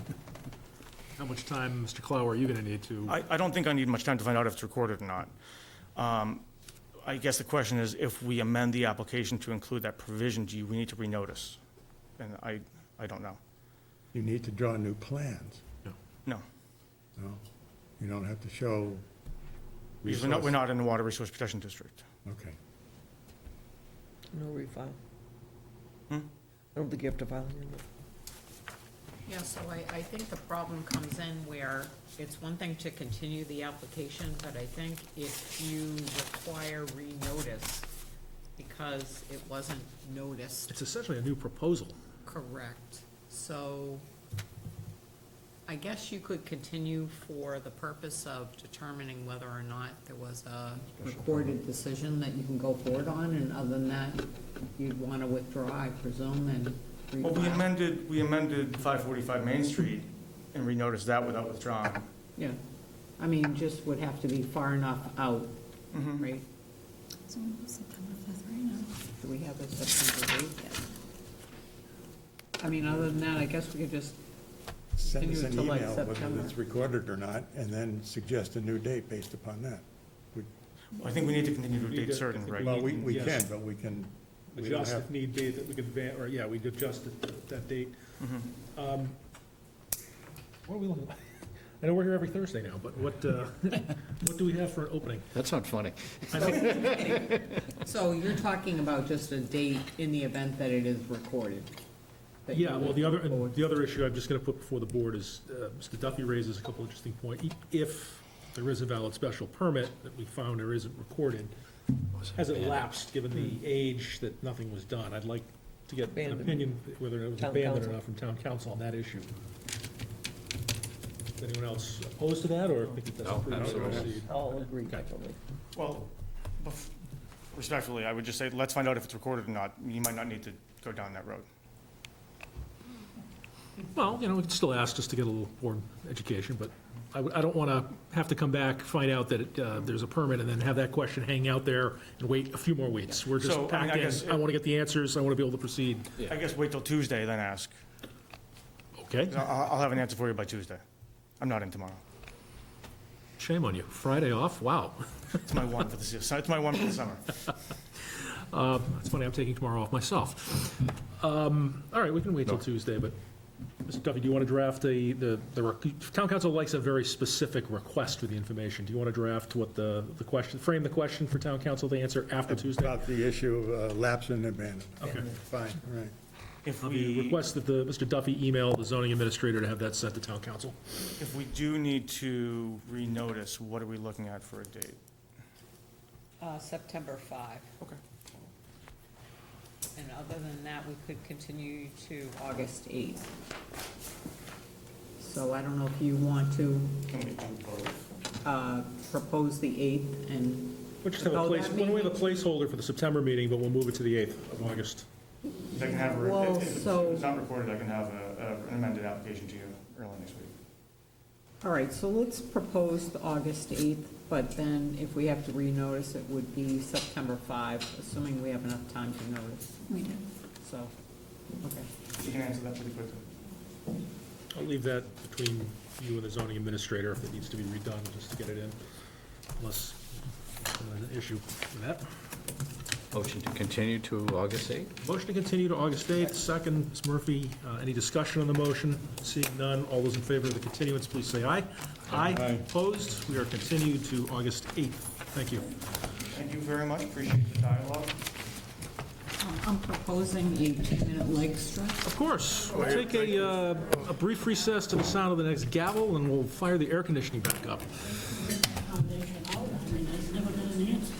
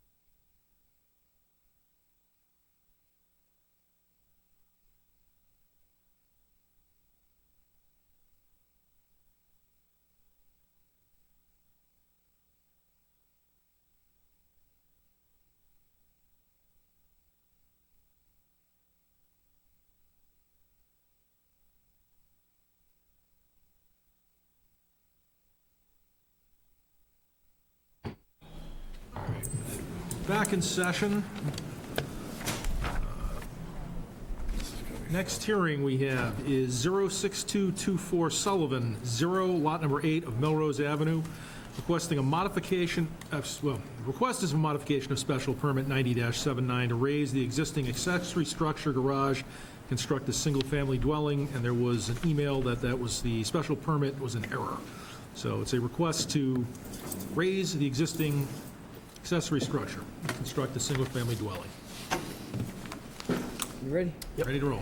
We have Lawrence T. and Valerie N. Sullivan, 345 Grand Ave, Falmouth, Mass. Apply to the Zoning Board of Appeals for a special permit pursuant to Section 240-102A Code of Falmouth to raise the existing accessory structure, garage, and construct a single-family dwelling. The subject property is 0, Lot 8, Melrose Ave.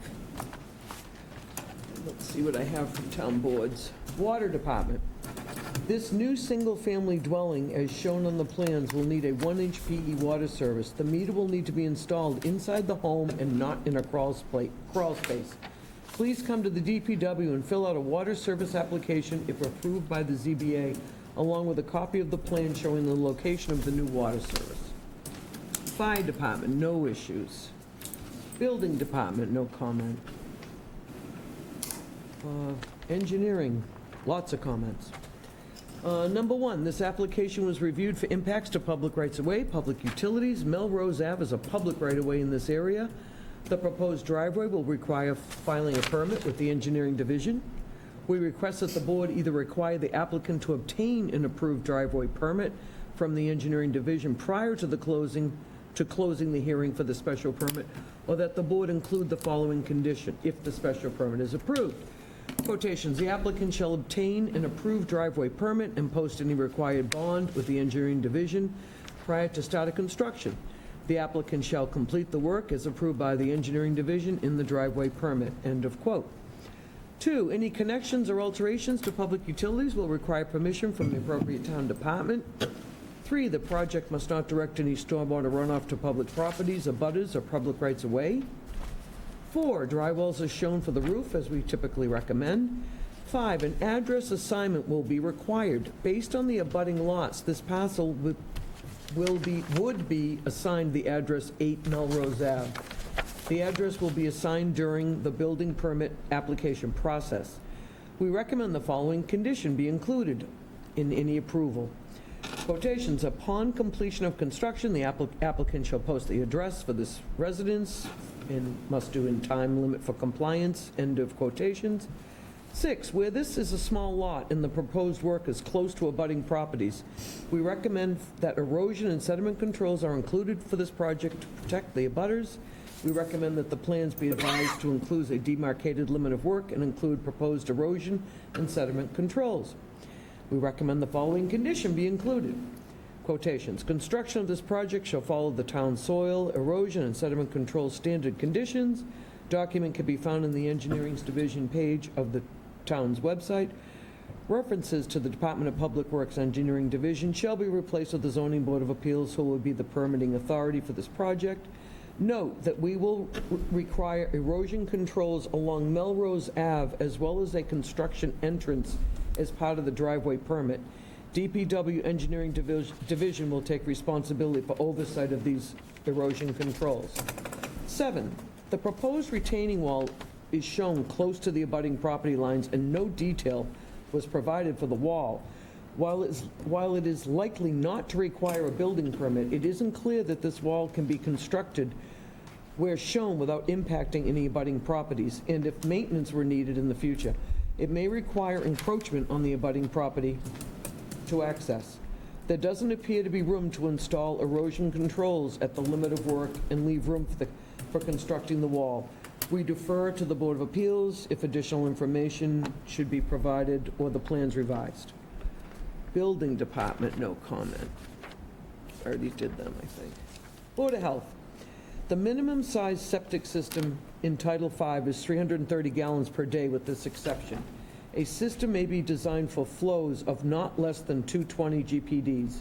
if a deed restriction essentially identical to the model grant of this Title V bedroom count deed restriction developed by the department is provided that limits the dwelling to 2 bedrooms, as the term bedroom is defined in 310 CMR 15002. Okay. Concom, no comment. Planning, no comment. And I have, any letters in here? One letter. I think it was 2. 2? Yes, 2 letters. 2 letters. 2 letters in opposition or of concern. Concern, I was going to say concern, yes. For the applicant, good evening. Good evening. Again, Kevin Clower. I'm representing Larry and Valerie Sullivan.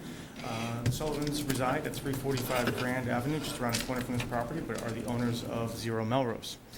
They're seeking permission to raise and rebuild the existing non-conforming structure on this site.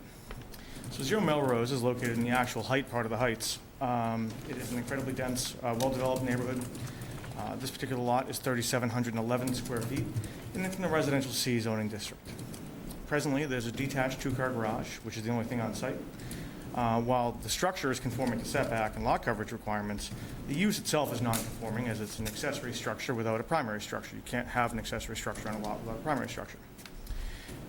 We did research the history of this property and the abutting parcels. I went back to 1899, and I couldn't find any common ownership with the abutting properties for this. We are proposing to raise the existing garage and to replace with a single-family residence, which would have a 2-car garage on the first floor with a single-bedroom home on the second floor.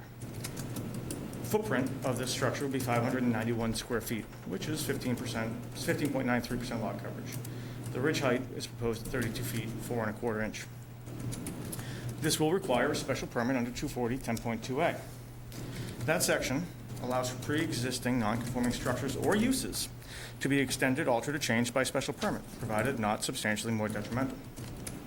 There's slightly different parameters for determining this than usual. We will, of course, have to consider 240 12.1E.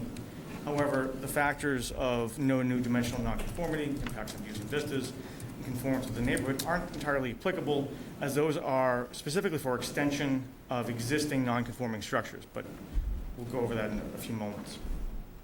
Here, the existing structure is a non-conforming use. It's an accessory structure without the benefit of a primary.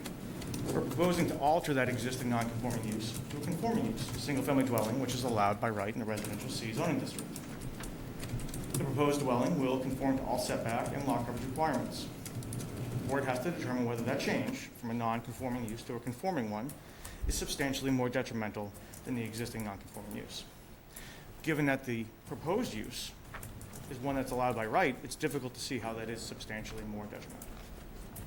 Despite noting that the standards in 240 12A3B don't necessarily apply, this proposal does not create any new dimensional nonconformities. It doesn't impair public views and vistas, and it does reasonably conform to the average dimensions in the neighborhood. Further, the board should find the proposal meets the standards of 240 12.18, effectively that the proposed use will not have adverse effects that overbalance its beneficial effects in view of the particular characteristics of the site. And they can do that based on the following. It's adequate in terms of size for the proposed use. Within the nearby properties, we did submit a lot conversion worksheet. There's at least 9 lots that are similar or smaller than the subject property. And the proposal meets all setback and lot coverage requirements. The site is suitable for proposed use. It's proposed as a single-family residence in a zone that allows that as a by right matter. And as noted, there are many similar-sized lots with dwellings within the surrounding area. There should be very little impact to traffic flow and safety by the addition of a 1-bedroom home in an area that is already densely developed. And I think it's worth noting that there's actually 4 parking spaces being provided, even though only 2 are required. The neighborhood visual character is largely unaffected. This is an area that has various architectural styles. This isn't out of place. It's already dense with existing dwellings, many of which have been before this board. And the site will be substantially improved from its existing conditions. There's adequate sewage disposal. There's adequate source of water. There's a new Title V system. There's municipal water. And the drainage will actually be significantly improved. We're adding 2 significant dry wells, and a retaining wall was actually done at the request of the abutter at 9 Vernon Street. This board may remember last year we were here for the abutting property at 10 Melrose, and the owners of 9 Vernon came forward because they were having flooding issues. It was determined later that that would stem from property further down Melrose that had paved over quite a bit of its lot and was just funneling water into the street. That's why the 2 catch basins were recently installed on Melrose. But the Sullivans have been in touch with the owners of 9 Vernon, and that retaining wall was designed at their request in that manner. The utilities and other public services are unaffected. It's already served, it's an area already served by public water and all necessary utilities. And the project represents a significant improvement over the existing conditions. It replaces really a decrepit garage that is non-conforming as to use with a functional, attractive dwelling that will be conforming to use. And this will not create any new dimensional nonconformities. While it's unconventional, I believe that this meets the requirements of 240 10.2A and 240 12.1E. I think the board can grant the special permit. I think they should grant the special permit, and I would be glad to address any questions that you may have at this time. More questions? Start with you, Tony. So, did I understand correctly that this garage just kind of popped up, was not a part of any other structure on the, primary structure on the property? This has not been held in common ownership with any abutting property going back to at least 1899. So my question is, did this garage simply pop up? I don't. Never being associated with anything on the street? I don't know when it was built. I found the aerial photographs, which I can share with you, back in 1950. That's the garage in question. That's as far back as the aerial photographs go. So it's been there since prior to 1950. There's no building permits on record. There's nothing we can find. So I don't know when this was built, who built it, what it was associated with, but it has not been in common ownership with any of the abutting properties for 120 some odd years. So the sequence of title has nothing to do with any abutting properties.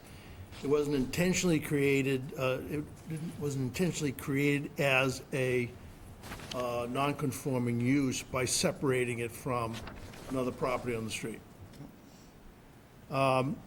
With regard to the height of the building, we have to consider how this fits in. This house, as well-designed as it is 32 feet, 7¼ inches high. And it has a roof deck that overlooks 9 Vernon.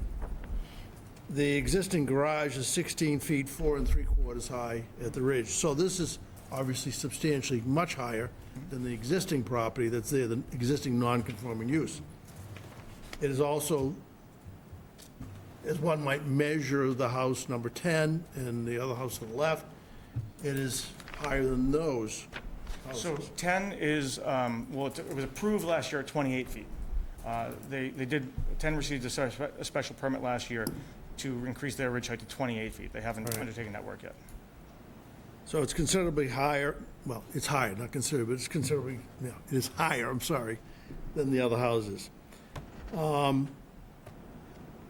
Because of the design of the house, again, as nice as it looks in the right location, it's considerably different than the rest of the structures on that street. I'm just bringing that up for conversation purposes. This also has a roof deck, which is glaringly looking into 9 Vernon Street. I don't know if we have anything from 9 Vernon Street. You do not. Complaining about that. But it glares into those, overlooks that property. And again, I'm bringing this up for discussion. So the question is this substantially more detrimental in this community than what exists today? I don't know. I'm simply bringing it up for discussion. It appears to be somewhat detrimental than what exists, even if that garage were to stay there for the next 100 years. I have no other questions on that. Quite honestly, the email that you sent to Noreen and Ashley answered a lot of the questions, so I do appreciate that additional color. And I think Tony kind of has the same issue that I might have. It's a large on the vertical here with the ridge height, and I would have some concerns about some shadowing, but other than that, I'm just open to what everybody else has to say. Perfectly fair concern, Mr. Peterson, but I do want to just point out we're not applying under 11A4. Point taken. It's certainly a factor you should consider, because I think you have to, but it's not one of the determinative factors set forth in the bylaw. I appreciate that, yes, thank you. Suzanne?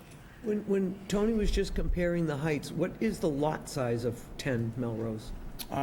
It's not tiny like Bigger, this. it's, I It's don't. two lots, right? Yeah, I don't know the exact square footage. But it's two lots combined, so Yeah. it's Yeah. probably a lot bigger. But yeah, I mean, but we're under 20% lot coverage here, so that is over 20% lot coverage. We are under that. 10 Melrose, what's your So question? we're using a garage and pretending it's a house. Not pretending it's a house, we're Well, saying it's, saying it's a garage and, oh, man. Okay, it's like, as I said, it's unconventional. just a tad. It's an interesting argument, but all right. I just want to make sure I've got my notes and my facts correct, and then I've got some specific questions. Ridge height, addressed. Existing garage is 497 square feet. You're proposing 591 square feet. Correct. What's the total livable square feet on all floors? There's 555 livable square feet in the house. What was that? 555. Livable. You're changing use from, obviously, a grandfathered, pre-existing, non-conforming accessory structure to a residential one based on the bylaw, correct? All right. We're in residential C, which requires 40,000 square feet. You've submitted a comp sheet, and I agree with your assessment. This is a well-developed, densely developed area of town. I just note on the comp sheet, 6 lots that are smaller, but the question I've got is, how many of those were constructed over 100 years ago? I don't know. Would it be fair to say most of them, if not all? I don't know. Okay. Let me just run down the list here, see if I recognize any of the addresses.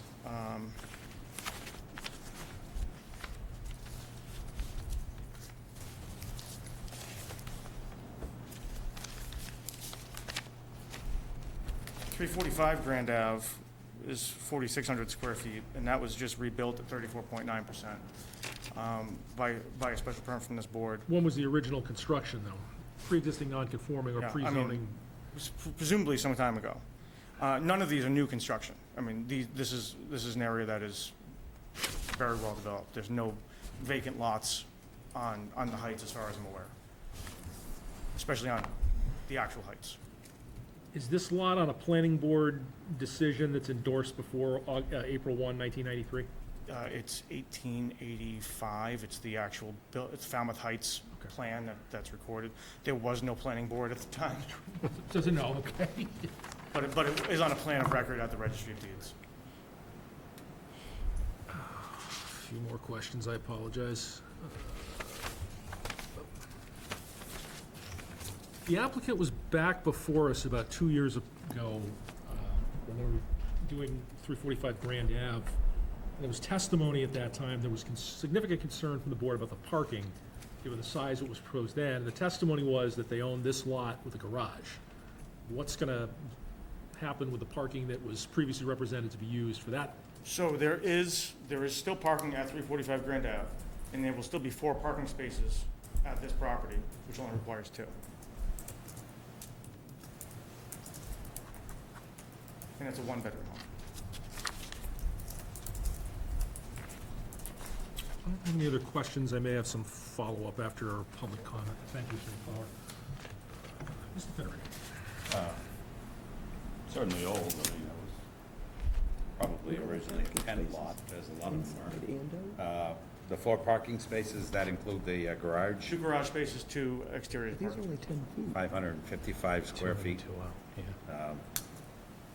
Predate zoning, It's 9 feet.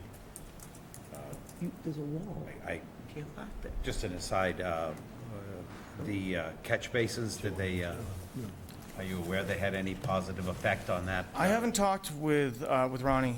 I don't at 9 Vernon, so I don't know. I haven't seen her this summer. That So was an impressive video they brought to us Yeah. last year, and I mean, Yeah. I question if you're gonna have any positive effect on the water flow, but I just can't find any negative. Parking's got- From what I see, it's This way. right to do. And it's an improvement, and if I guessed, I would say that garage was built in the 20s. Septic system. Certainly predates any zoning. I have nothing else. Got one before I move to, what is the actual height of the retaining wall? I don't have that figure, Jim, I can get it for you. Well, you have, Mr. Chairman, the top of the wall is at 28.5. That's what And the grade, existing grade is 26.5. Okay. I think anything over 4 feet from top of wall to base of foundation requires a building permit, so, It requires engineered plans. yeah. Yeah, that's what I was asking clarification. When I first looked at the plans, I was like, they're going to put a 28-foot tall wall out there? It's plus, minus grades. Thank you. That would help. Mr. Duffy.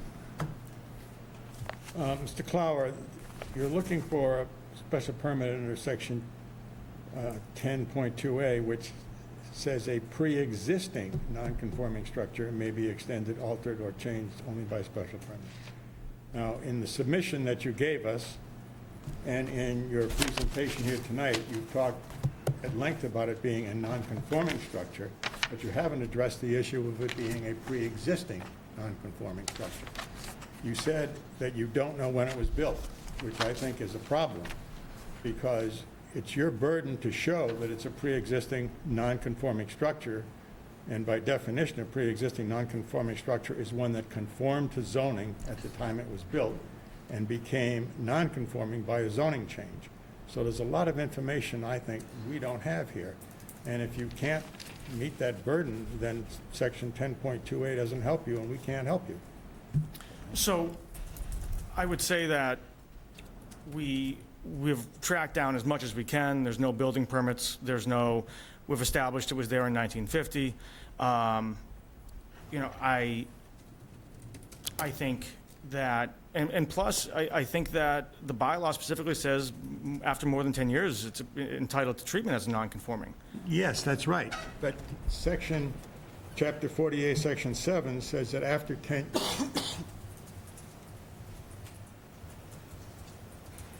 says that a building that does not conform to zoning, after 10 years, it is treated as a lawful non-conforming structure. But a lawful non-conforming structure is not the same as a pre-existing non-conforming structure. They're two different animals. And you're trying to put off or suggest to us that we can treat it as a pre-existing non-conforming structure when in fact all it is a non-conforming structure. I'm not sure I appreciate the difference, Mr. Duffy, because I think, it's clearly an existing non-conforming structure. I don't know of a definition in our bylaw that defines pre-existing as having conformed to. Well defined. You cannot say that an existing non-conforming structure is pre-existing because it has to exist as a lawful structure before a change in zoning made it non-conforming. And that's the information we need, and we don't have it. I'm not sure if I can get that information, but we can certainly try, Mr. Duffy. Well, this is one of the most difficult things to do in zoning, by the way. I'm not suggesting that it's anything easy to do, because we've, in other cases, been down this road. You need to get a lot of historical information to the extent that you can, but you cannot just say, oh, it predated zoning, because zoning started in the 1920s. 1929. 1929. So, you've got a period of about maybe 30 years there that this garage, if it was built, say, in the 30s or 40s, you can't say it predated zoning. I think that it's your burden and your client's burden to show it's a pre-existing non-conforming structure, not just a non-conforming structure. That's my feeling on this. I'm familiar with the Heights. My family's been there since 1930, and all of our houses substantially reconstructed. Comparing the construction of that garage to the construction circa 1930, it pre-existed zoning. That construction is, in my mind, it's 20s or less, or earlier. And of course, I looked at it, I spent a considerable time looking at it. Meanwhile, I was just parked in the road, I didn't walk around looking for some more scabs. But I honestly, I dated that thing myself, the 20s or earlier. But there's two dates that are important. When it was built, and the second important date is when the zoning changed to make it non-conforming. So you got to answer both questions. But if it's in the 20s, that answers, Only because one- zoning came in. only one of two But questions. zoning came in 29, so if the construction was pre-29, it doesn't, I mean, we can't prove it, but like I said, I looked at it and I pondered it. Any additional board questions from the side? Looks like we'll continue. I'm good. Possibly. Public comment? Yep.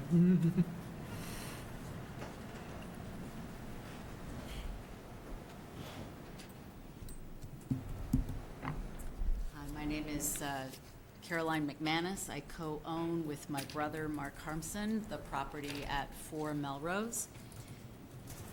And speaking of garages, the garage lot that originally went with our property was at the corner of Melrose and Tower House. That was the property that was then sold to the Nybergs, whom I believe your client is using as the precedent to argue for raising a garage. That was our garage that the Nybergs raised and built their property. That was on 2 lots. The Baltz property that was then sold to the Sullivans had that garage attached to the parcel. And, so it's possible my brother, having researched our family history, because the 4 Melrose property has been in our family since 1905, he may have some historical information about that. I don't know, but, I can certainly ask him. So we did write a letter, my brother and I, of listing many concerns. Again, we are not necessarily opposed to a structure being built, but we do have many concerns about the size and particularly the height of the proposed structure, as well as the design.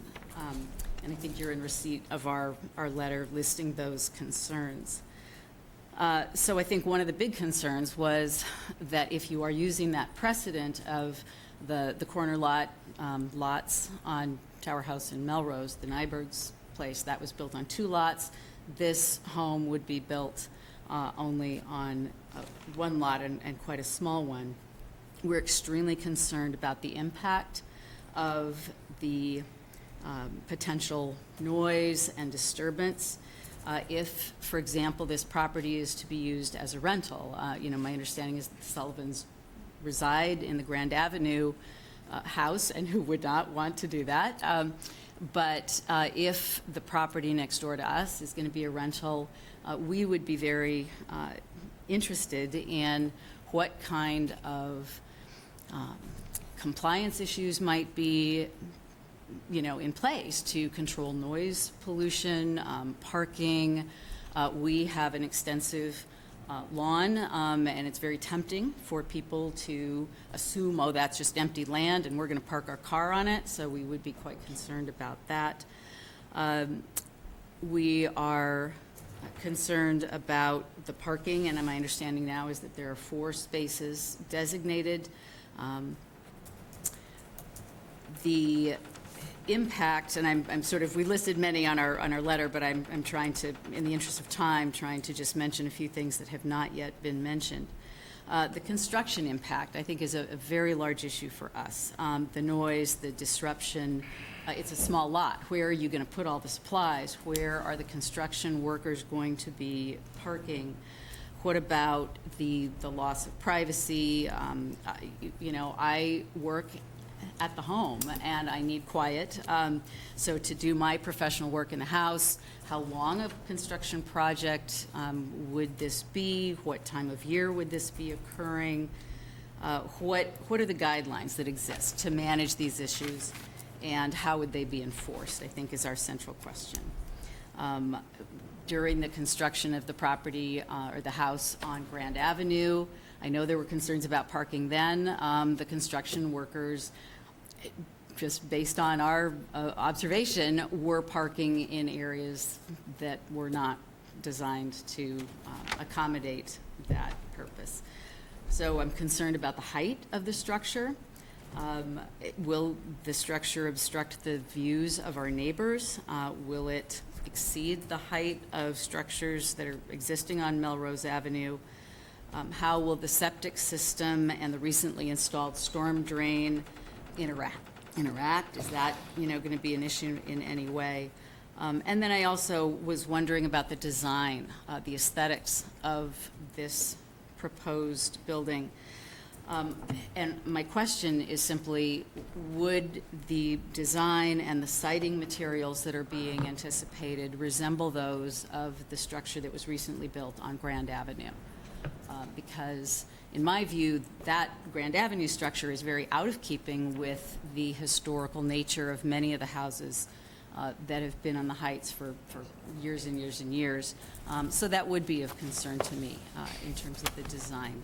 So if you have any questions for me, I would be happy to answer them. Otherwise, I'll yield. Other public comment?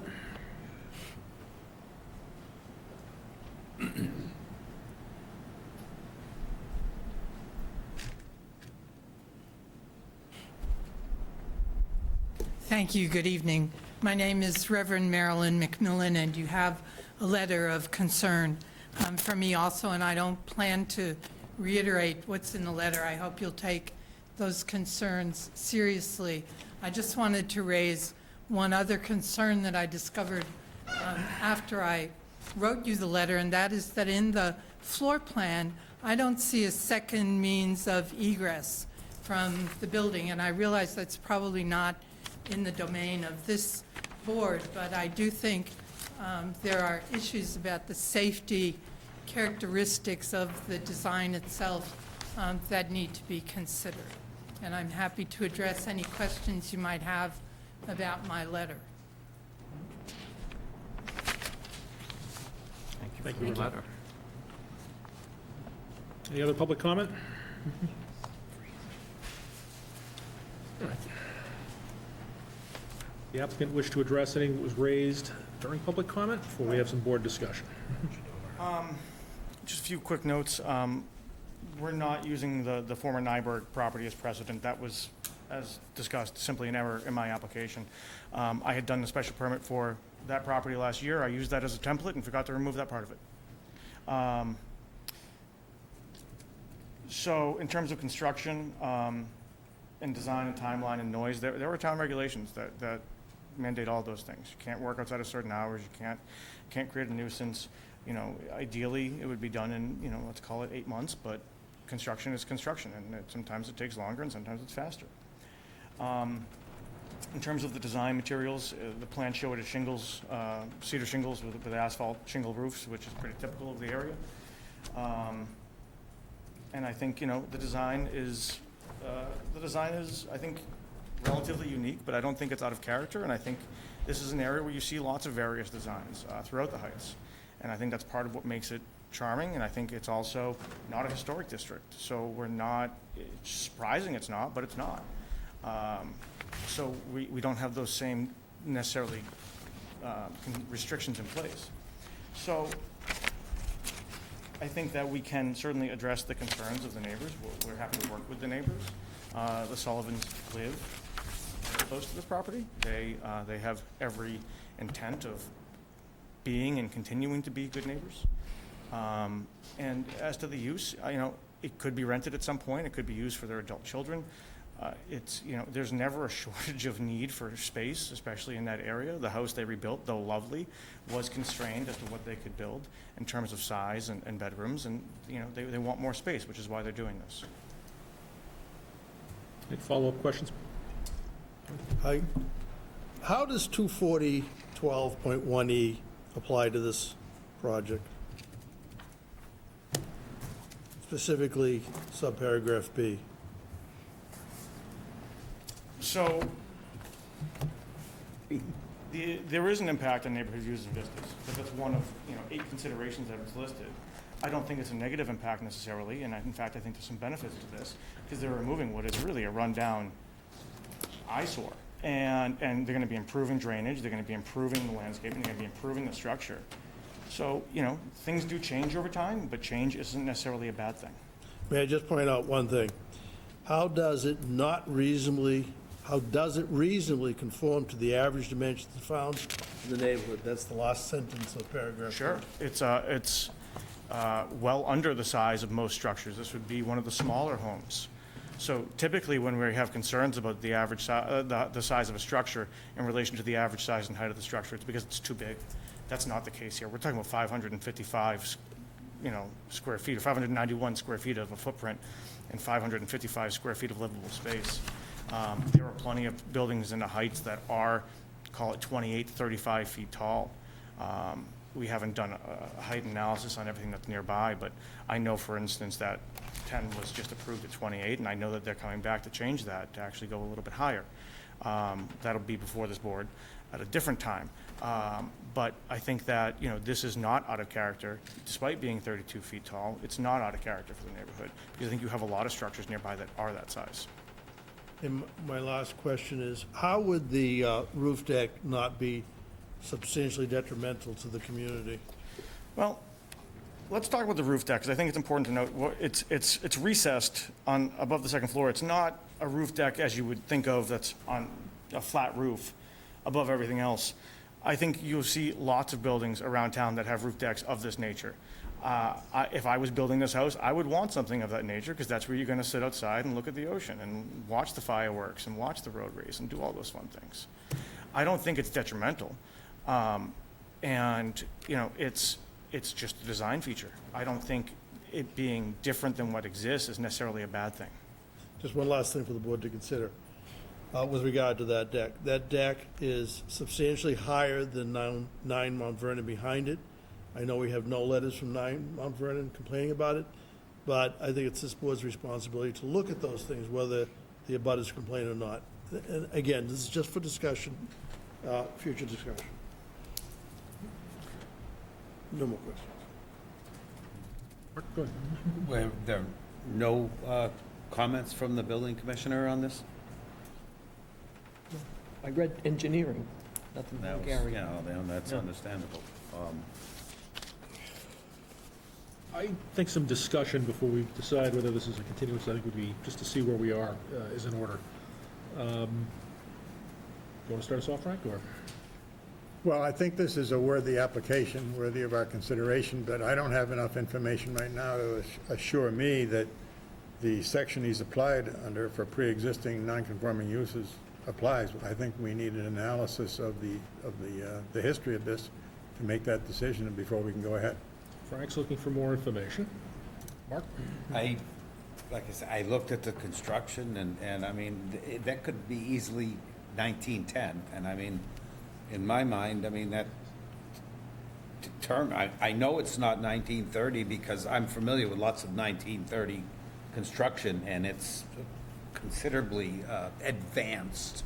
So, I mean, I understand Frank's point, but I don't, I mean, and I sat there and I looked at it for a long time, and it's an old building, and I mean, if it's that old, it predates zoning, and they're taking a non-conforming structure and making it conforming. I mean, you can't please everyone, and then the fact that we have no comment from the building commissioner and his staff, I mean, I have to weigh that as well.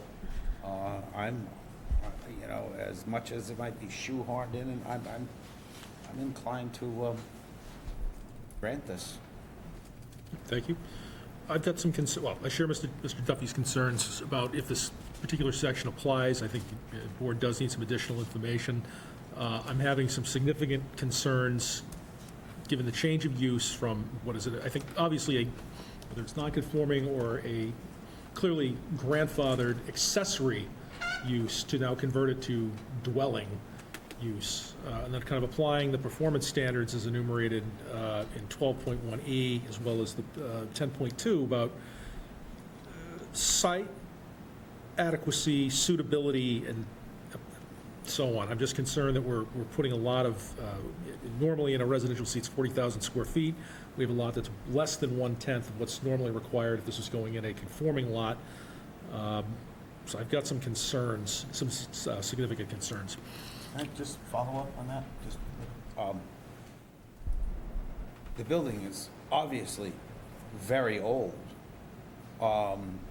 They would not be allowed to knock it down and build another garage, so, in my understanding, so, they really have no other choice but to, come in front of us with this kind of design. Is that not correct? And then, just on top of that, 550 square feet's not much. No, the height, though, is also what's concerning. It's going up, Double the it's height. doubling the height, plus the rooftop. I would suggest they probably, I mean, I'm not making a determination, I would suggest they would probably be able to reconstruct the garage. If they were just asking for a garage, I think it would be I would have no hesitation for an approval. It's just my concern, again, it's the change in use. Architecturally, it's a very nice project.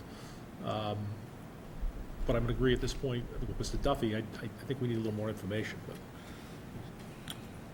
Mrs. Murphy? I am in agreement with the more information group. Okay. I mean, this is doubling the height, like you said, this is a tiny lot. I don't know, he was saying it's comparable to the other ones, but when I looked, it's a pretty tiny lot, even in that neighborhood. So, just to follow up, so I'm clear, you're looking for evidence of the date that it was constructed? Yeah. Yeah, Yeah. Right. and it's got to be in the form of a written submission. I mean, we'd be setting precedent if we approved something that we didn't know the facts on. Yeah, I mean, well, I just took my own experience, and I think the design of the construction, screams to me pre-zoning, and then, But your experience is not part of the record, so we We've, have to have. we've requested that sort of information before, and it's usually come back in the form of an affidavit from an abutter or someone saying that, it's been there since. Getting back to 1925 is going to be Yeah, that challenging. might be a I little tough. understand that, but. Scott? Now, I defer to Frank. I think we need more information. Let's run the bunt out. Let's get as much information as we can, and then we'll take it from there. Tony? I believe this board should defer to Mr. Duffy's concerns.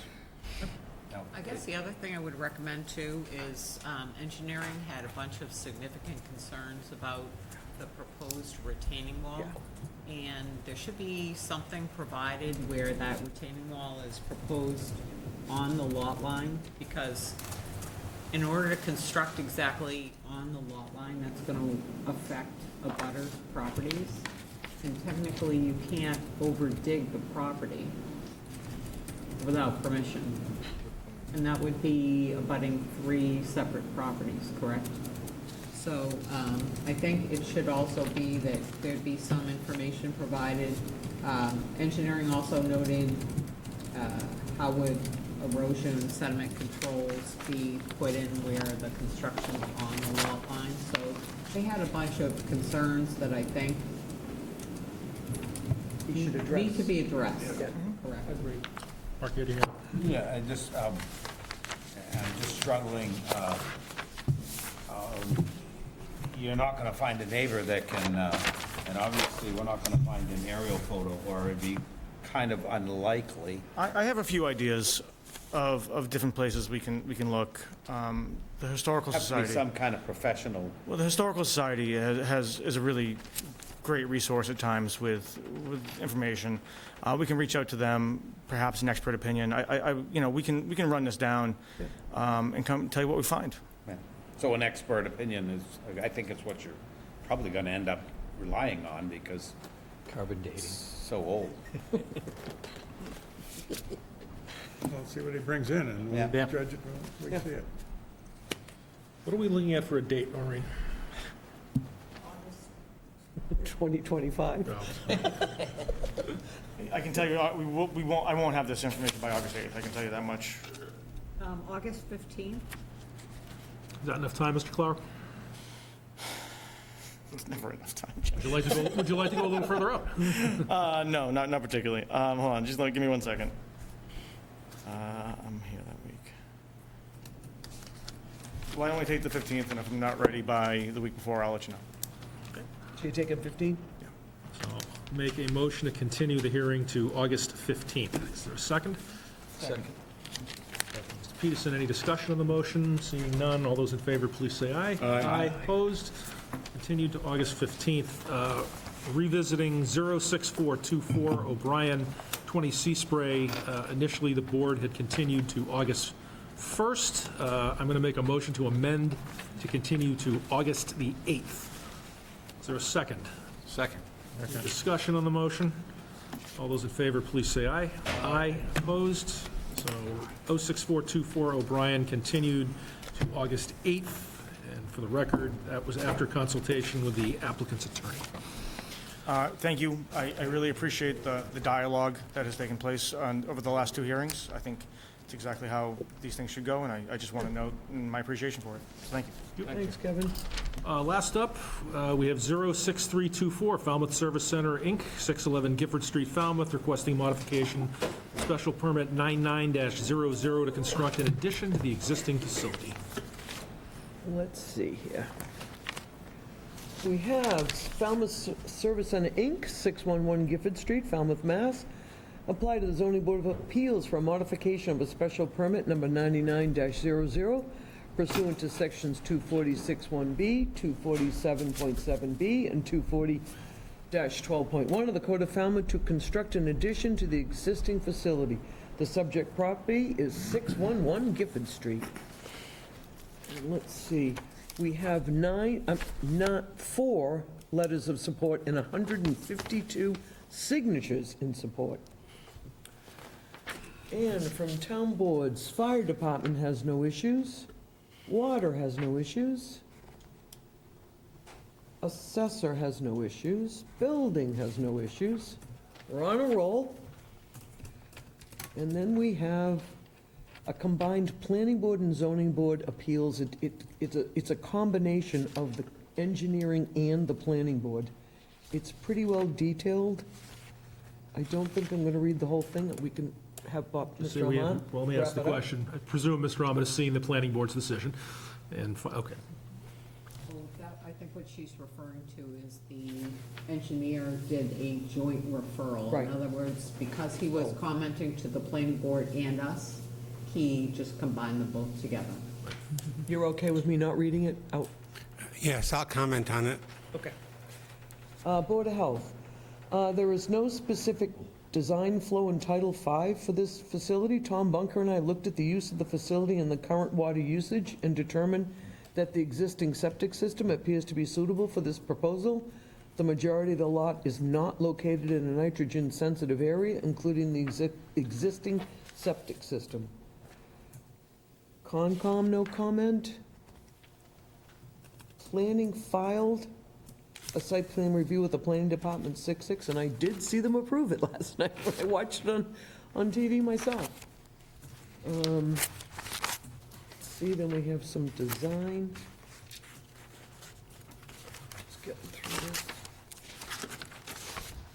And that's from the planning board, and that's their, oh, we did get the decision. We possibly just got it today, and that's what we have. For the applicant, good evening. Chairman, Oh, yeah, go ahead, Mr. Duffy. I'd like to make a public disclosure. I am a member of the Board of Directors of the Falmouth Housing Corporation, which is the owner of a budding property. I do not have any financial interest in the Falmouth Housing Corporation. I don't have any financial interest in this transaction. I feel that I am capable of hearing this decision and deciding it on the facts presented by Mr. Ahmad here tonight and the applications on file. I have prepared and filed an appropriate disclosure with the town clerk. And I will pick a disclosure as well. I have done previous legal work for an abutter, Falmouth Housing Corporation. I have filed the required disclosure. I do not believe that there is a conflict of interest based on what is proposed this evening. Again, have filed the necessary discovery. However, I will defer to the applicant if they believe that they would not get a fair shake from me. I'm happy to recuse myself. The applicant has no objection to either Mr. Morris or Mr. Duffy sitting on this case. There appears to be no conflict of interest to us. I also note that the file includes a letter from the Executive Director of the Falmouth Housing Corporation in favor, supporting this application. For the applicant, good evening. Thank you, Mr. Chairman, members of the board. I'm Bob Ament, as you know, but for your record, I'm with the law firm of Ament and Clower. It looks like my partner is getting all the tough cases. Maybe you'll agree that this is a relatively easy one, this being a modification of an existing special permit granted 24 years ago. It's my honor to represent the Falmouth Service Center in this request for permission to expand its facility on Gifford Street. Present with me is Brian Dugan. Brian is the Director of Operations for the Service Center. The Executive Director, Karen Delaney, could not be here tonight. And also here is Brian Keck, sitting next to Brian Dugan. Brian is the Chairman of the Board of the Service Center. Tom Bunker prepared the site plans. The architectural plans were prepared by Rescom Architecture. The Service Center has been Falmouth's safety net. It's Falmouth's safety net nonprofit for now some 40 years, since 1983. And for 20 years, it's been located on the 4-acre site that's the subject of this application. And there, the Service Center distributes food to people who are in need of it during 5 2-hour sessions per week. They also provide financial assistance, counseling, budget management, and an array of other services to people they can help in Falmouth. Now, here's the bad news. In the last 3 years, the demand for food assistance has tripled. Every week, the Falmouth Service Center distributes food to more than 600 households. In 2023, the Service Center provided food assistance to some 9,400 individuals. And here's the good news. Every week, the Service Center distributes food to more than 600 households that need help, and in 2023, the Service Center provided food assistance to more than 9,400 individuals. They distributed more than 1 million pounds of food in 2023. Now, to more efficiently operate and to resume some programs which were terminated, or rather lapsed during COVID, including year-round free clothing distribution project. The Service Center proposes to construct an addition of about 2,500 square feet to its building, which presently has about 9,200 square feet in it. There'll be about 1,770 square feet of new first-floor space that would be used for distribution of clothing and better operations for food distribution. And there'll be about 750 square feet of second-floor space that would provide offices, including offices for other nonprofits that come in and meet people at the Service Center. Before you is a plan of the property, and it shows in blue the existing building, and it shows in yellow the new footprint of the addition. The addition is at its closest, 194 feet to the property line to the northwest, and 230 feet to the property line to the north. To the east of the property is a 200-foot wide electric high-tension easement. And the existing building screens the addition from the housing project that is to the south. The building, existing and proposed, is set back about 220 feet from Gifford Street and almost not visible from the street itself. We've provided a lot of information. We've provided a parking memo. Shows that under the zoning bylaw, for the types of uses that are at the service center, offices and a retail type of use, although there's no money that exchanges hands, 57 parking spaces would be required for the size of the facility. There are presently 65 parking spaces. We're proposing to increase that to 71 spaces. All the new parking will be along in this area that I'm showing you on the plan, within the common electric easement area adjacent to area with no abutters, that is the common electric easement. So would have very little impact, no impact on any abutters. There'd be no addition to the parking, main parking area, which is in this area. You've probably been to the site and you see that there's a heavily forested area between the parking area and the condominium buildings that are to the north and the northwest. I have a plan that shows those buildings if you wanted to see them, but I'm pretty sure you've been there. The clothing distribution, that will be a use restored. I mean, and during COVID, operations changed a bit. Now people are outside, they give their order, they're called into the service center when it's put together. Used to be people went in and walked past aisles of, walked past counters of food and selected items. Now it's done differently. But the distribution of clothing, the availability of clothing, and there'll be some small household items available, all free, of course, is only available to people who are on the site already for the food distribution. They have to be eligible for the food. So we're not actually increasing the number of people who will come to the site. And that, of course, is a function of demand. And the service center is able to take care of people very efficiently. As I mentioned, there are only 5 2-hour sessions a week when people can pick up food. And if the demand increased, if they needed to expand the hours in order to accommodate more people without creating parking problems or the like, they could simply increase the number of sessions that are available. So we think that this expansion will have no adverse impact in any way. Now, why do we need a special permit?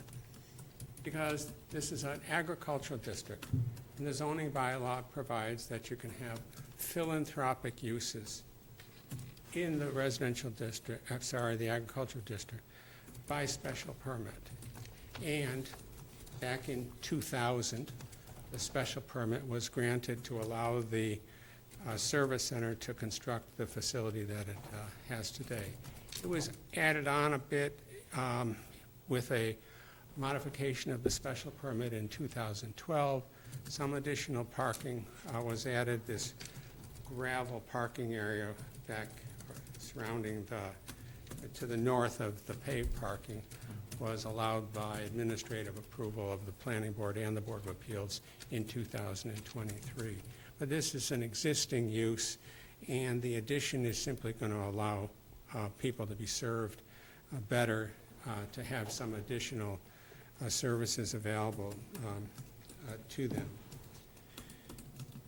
So one reason is it's a philanthropic use. The other reason is this is a use that is within the Water Resource Protection District for the town's drinking water supply, that is Long Pond to the west.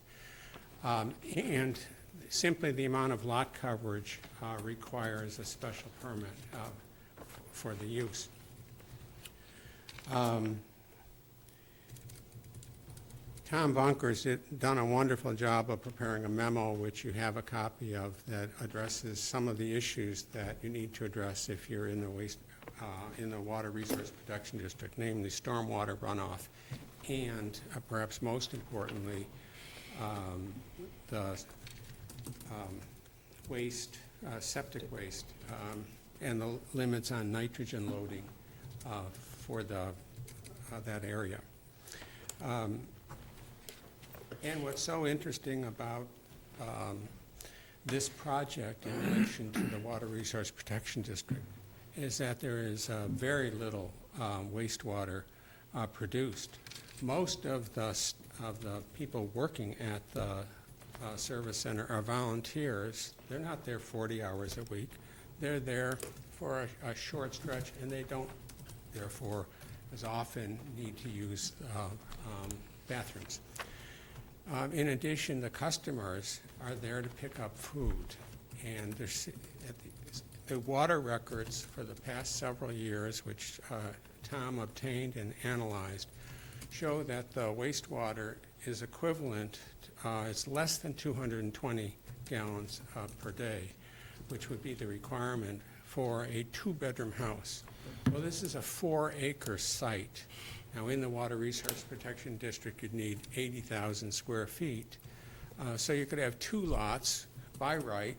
In fact, there were two lots, and they were combined into the present lot, without any limitation on the number of bedrooms. And even assuming a 5-bedroom house on this site, the nitrogen would be around 3.3, if I recall correctly, whereas the Cape Cod Commission standards would allow 5 parts per million of nitrogen. The upshot is, for this use, this terrific use, we don't have any problem being in the Water Resource Protection District. And the Planning Board seemed to agree, and they issued a favorable site plan review decision, which was filed just yesterday. I've addressed in writing to the board a variety of issues. Traffic and parking, which I've mentioned a little bit. The wildlife corridor, which portion of the property near Gifford Street is within. And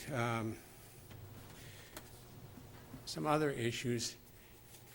And I don't think I need to go through them again, but I'd be happy to if you wanted me to, and if you have any questions about it. I'll also point out that I have and can show you, if you already have it, of course, the building plans and the other information that was submitted, has been submitted to the board. So with that, I think I'll just see if you have any questions. Questions from the board? Start with you, Frank. No, I don't have any questions. I thank you, Mr. Ahmet. That's a very comprehensive report. Thank you. Finner.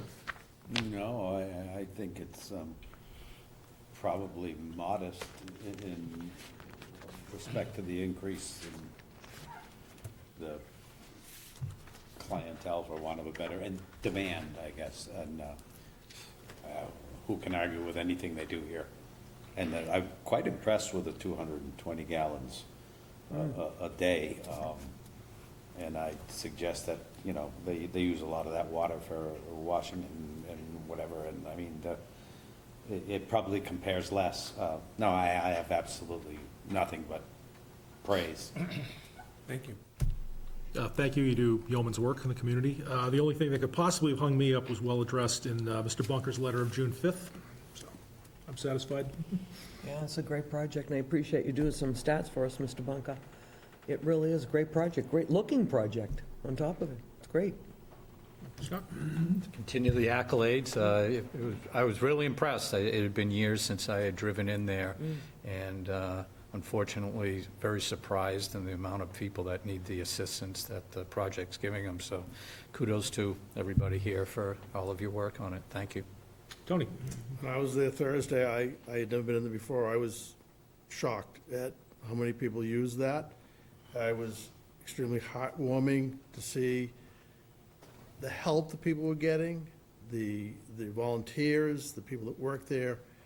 I was really taken aback. It was, in a good way, it was wonderful to see all of that, and thank you very much for that. One of the figures I haven't mentioned is that the number of volunteers, it varies from time to time, but it's been as many as 600 volunteers are involved with the Falmouth Service Center. Wow. And that includes, as you know, and significantly because of Brian Keck's leadership, a few years ago, the Service Center established the Hand in Hand Thrift Shop on Sandwich Road with mostly, if not all, free donations of the material that they sell and an awful lot of volunteer labor. They even had, for great buys for great things, net a significant amount of money that goes entirely to the service center to buy food and help run the place, so. That place is 600 always volunteers. busy, busy, busy over there, too. It's always busy. Thank you, sir. Any public comment? Does the board require any discussion of this proposal? I'll move to close. Mr. Arment, does this site serves the entire town of Falmouth? Well, it does more than just serve the entire town of Falmouth. So the answer is yes, it serves the entire town of Falmouth, that is, everybody who's in need.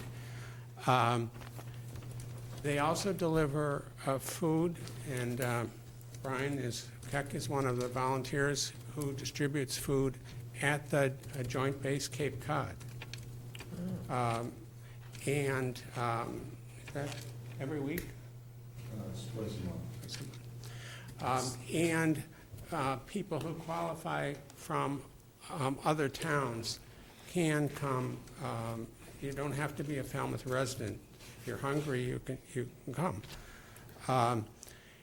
But I believe the figure, and I may be off on this, is 83 to 87%, one of those figures, I think, of the people receiving assistance are Falmouth residents. So for our viewing audience, if there are people that would be interested in donating to the center, can you give them some information on that? Well, they can certainly go to the website. Falmouth Service Center, of course, has a website, and there's plenty of information there. This one, I guess the answer is probably obvious, but the assistance that goes to the base, that's for military families?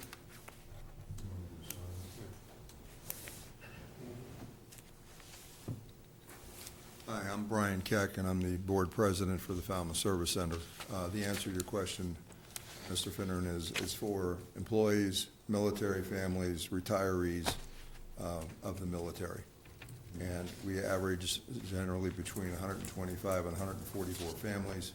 We effectively take 2 trucks of food, and we set up an internal grocery store. We distribute clothing.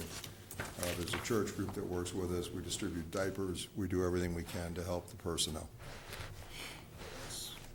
Kind of almost shameful, but I mean, it's that they live at that. It's Bob's comment. It's the good news, and it's. Yeah, I mean, it's great, but it's, you know, I've heard it, but and I knew the answer to it, but it's almost too bad that that's necessary. Any other questions for me while I'm standing? Thank you. We just thank you. Yeah. Following up on that, when I was on the board of the Service Center for 9 years, I always thought to myself, I wish this place could go out of business. Yeah. But it never will. And even in the best of times, there are people in need, people who fall on hard times, and it'll always be needed. Thank God it's there. I'm going to make a motion to close the hearing. Is there a second? I'll second. Okay, any discussion on the motion? All those in favor, please say aye. Aye. Opposed? Hearing is closed. No additional testimony will be taken. How would the board like to proceed? Motion to approve with conditions. Motion to approve with conditions. Is there a second? Second that. Thank you, Mr. Finneran. Findings. Findings, it's in an agricultural zone, overlay of Little Pond and Long Pond. He did list some special permits. First he said 24 years ago, then I thought he said one in 2012, and then an administrative one in 2023. I hope I have it You correct. can just reference the special permits. I can just reference. Those are the right dates. Think I had it right? You never know. 2000, 2012. Just say that all the information about those was included in the here. original application. Okay, thank you. Lot size is 3.67 acres. Existing is 5 over 34.52, proposed 6 over 35.70. It's on a public road. I think I read the height, it's hard to read, it's so little, 29.10? It's under the, Yes. under what's permissible. 29, 10, and 7/8 inches. Look at me being able to see it, though, even. We had 4 letters in favor and 152 signatures in support. 246(1)B. I think that's about all. Oh, he did reference parking. Up to 71. Yeah, it's going up, parking required 57, they have 71. He did list all the households, I don't know if you want that in findings. And, and people and, the whole shebang, I don't think we need it in findings. And I So I'm think- just going to add, applicant is a nonprofit who's for over 40 years provided basic services to a significant portion of at-risk members of the Falmouth community. Applicant is proposing an addition of approximately 2,500 square feet to an existing building. Based on referrals and testimony of the applicant, the Board of Health is satisfied that the septic is adequate. Testimony of 220 gallons, the equivalent of a 2-bedroom house. Again, Board of Health is satisfied. Locus is within a water resource protection district and coastal pond overlay. Board credits and accepts the referral, Tom Bunker's letter of June 5th, concerning groundwater and nitrogen loading. It is below what is required. There's testimony in the application concerning the wildlife corridor and the deer corridor, that it is adequate. If the board finds it will be what's proposed would cause any problems for their deer. No opposition at the hearing. We can credit the unfortunate number of persons in need of services. Any additional findings? No. Conditions All boards, per plans? work hours. Oh, one other finding, favorable planning board site decision.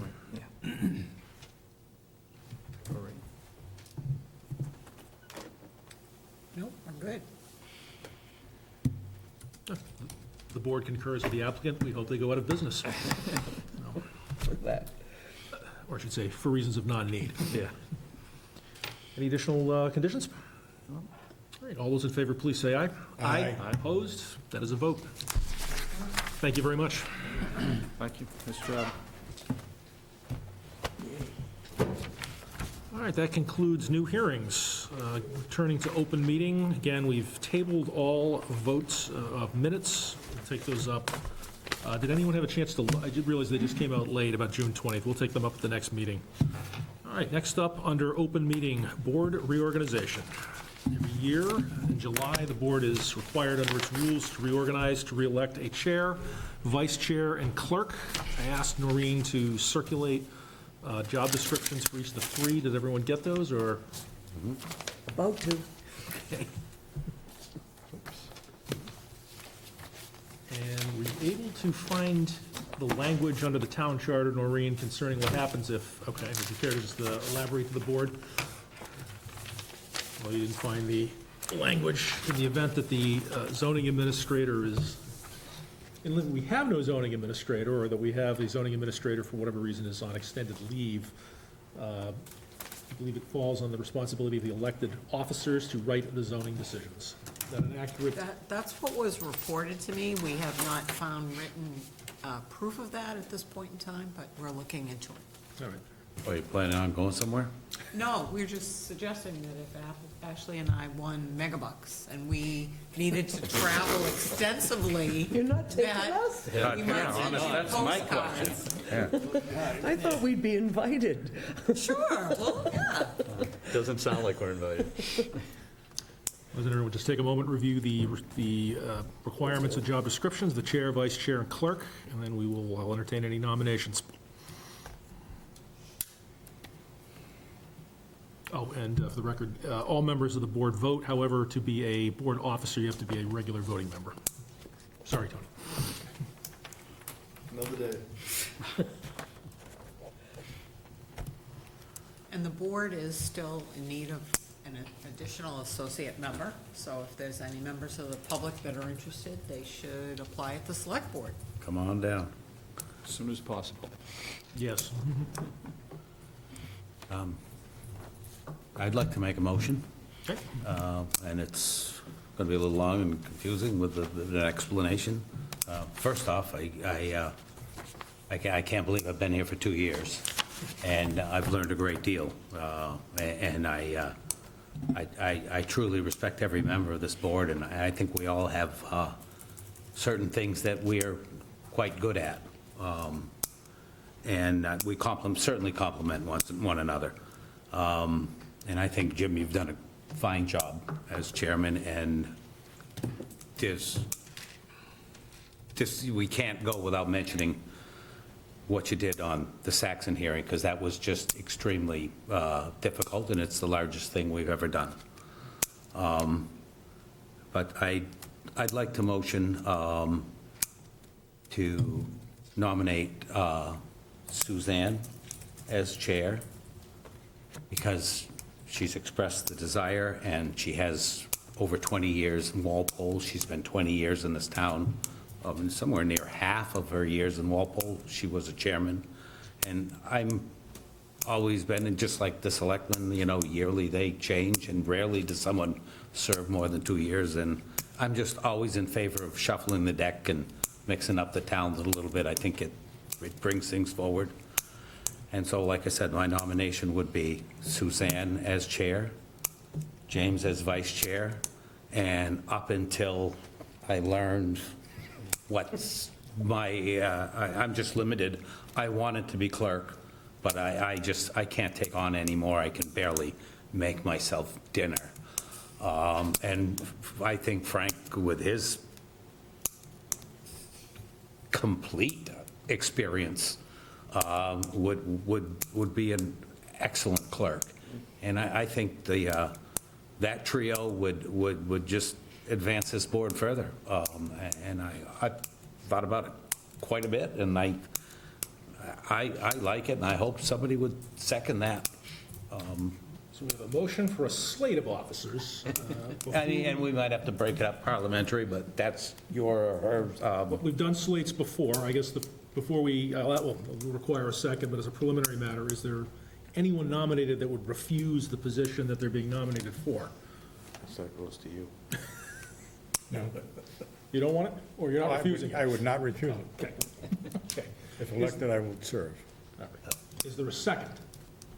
I'll second. Does anyone else wish to make a nomination of either a slate, or does the board will the board want to do a slate, or does the board want to do these individually? Just looking at a consensus. We don't need a vote. can we try the slate? And if it doesn't work, we'll bust it up accordingly. All right. Any discussion needed to be had on the proposed slate? Everyone accepts, correct? Well, I think it's a strong officer group. I mean, I'm not one of them anymore, but in that proposal, but I appreciate, again, I think it's a very strong group, so. And I mean, appreciate that. you have your plate full. I mean, you've communicated that to me. You're vice chair of solid waste. I mean, you travel a lot, and you're not objecting to this in any fashion. Absolutely not, no, everybody's strong. Appreciate that. Any other discussion?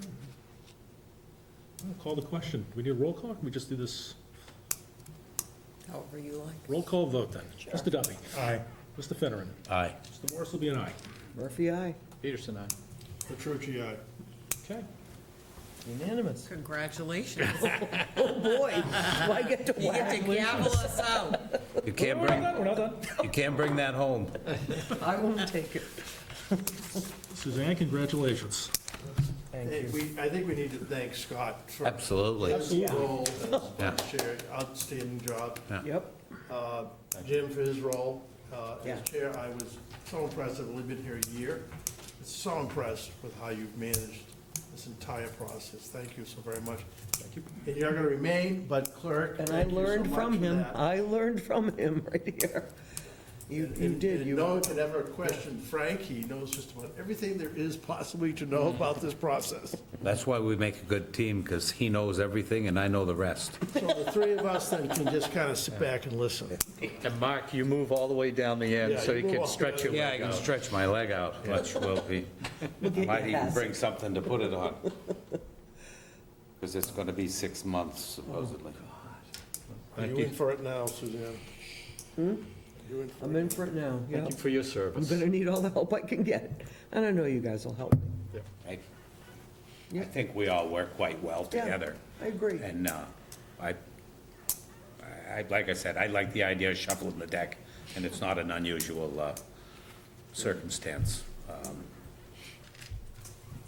There's no new blood, really, just different.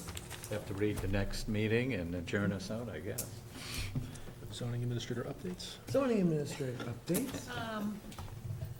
I don't know that I have a lot to add. You guys have been very busy. It's been very unusual, I think, historically, for this board to meet as frequently as you have. I guess the good news, and that will be pending the filing of the decision, which will be presumptively on Monday, I would guess. It's my understanding that the town will be at 10% affordable housing. That's subject to, of course, approval by the state, but that approval will be retroactive to the date that you request it, which will be essentially the date we file the decision. So I think, that is a huge reflection on all the work that was done through this board, because all those 40Bs came through this board So over the years. did we get any new ones slipped under the wire? Yeah. say no. So you have the existing 40Bs, and then there are future ones proposed.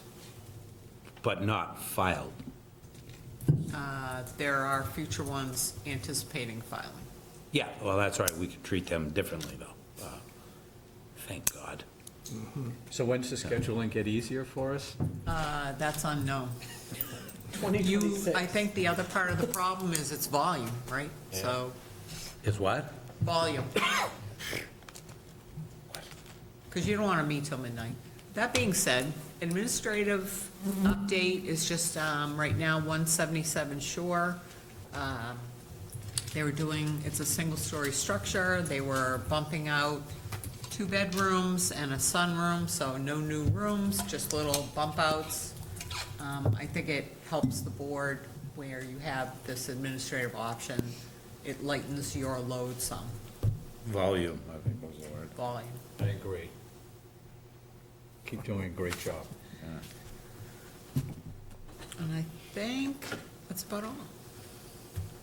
And board discussion. Yeah, when do we get a night off? We just had the 4th of July off. Oh, Did that's you right. enjoy yourself? Yeah, that should hold us for, yeah, I went about 15 Well, feet we're holding a from my Thursday in house. August as Yes. well. Yes, we have one in So what? you'll August. get that week off, the August 22nd? Yeah, something like that. Yeah. Yeah. What's the occasion of that? Or- Somebody's, I'm going away. So I put it in like 6 months ago. Oh, God bless you. Jackson Nice. Hole, Wyoming, to a wedding. Eat your hearts out. So you start your first Not even one of term of the mine. vacation. Good for you. Yeah, doing Yellowstone. If anyone's, I've done it before, my husband never has. And he's totally into that kind of stuff. Cowboys and Indians, gun smoke every day. He is gonna be in heaven when we go out. I don't know if any of you guys have ever been there, but it's. Those old shows were I the was in best. They were the best. They really, I like Death Troop. Clint Eastwood. Yeah. But it's just lovely out there, and I can't wait. Oh, I was in Yellowstone Yeah. when they had the earthquake, and we got trapped in the park for 3 days. Whoa, kidding. Because the landslides closed the roads. Oh, wow, they just had some road that near Teton, yeah, wow. Yogi Bear helped get you out, Frank? Did you bring him a picnic basket? Snitch those baskets. All right, board updates. No updates? Right? Just new crew, different seats. Reorganization. New organization.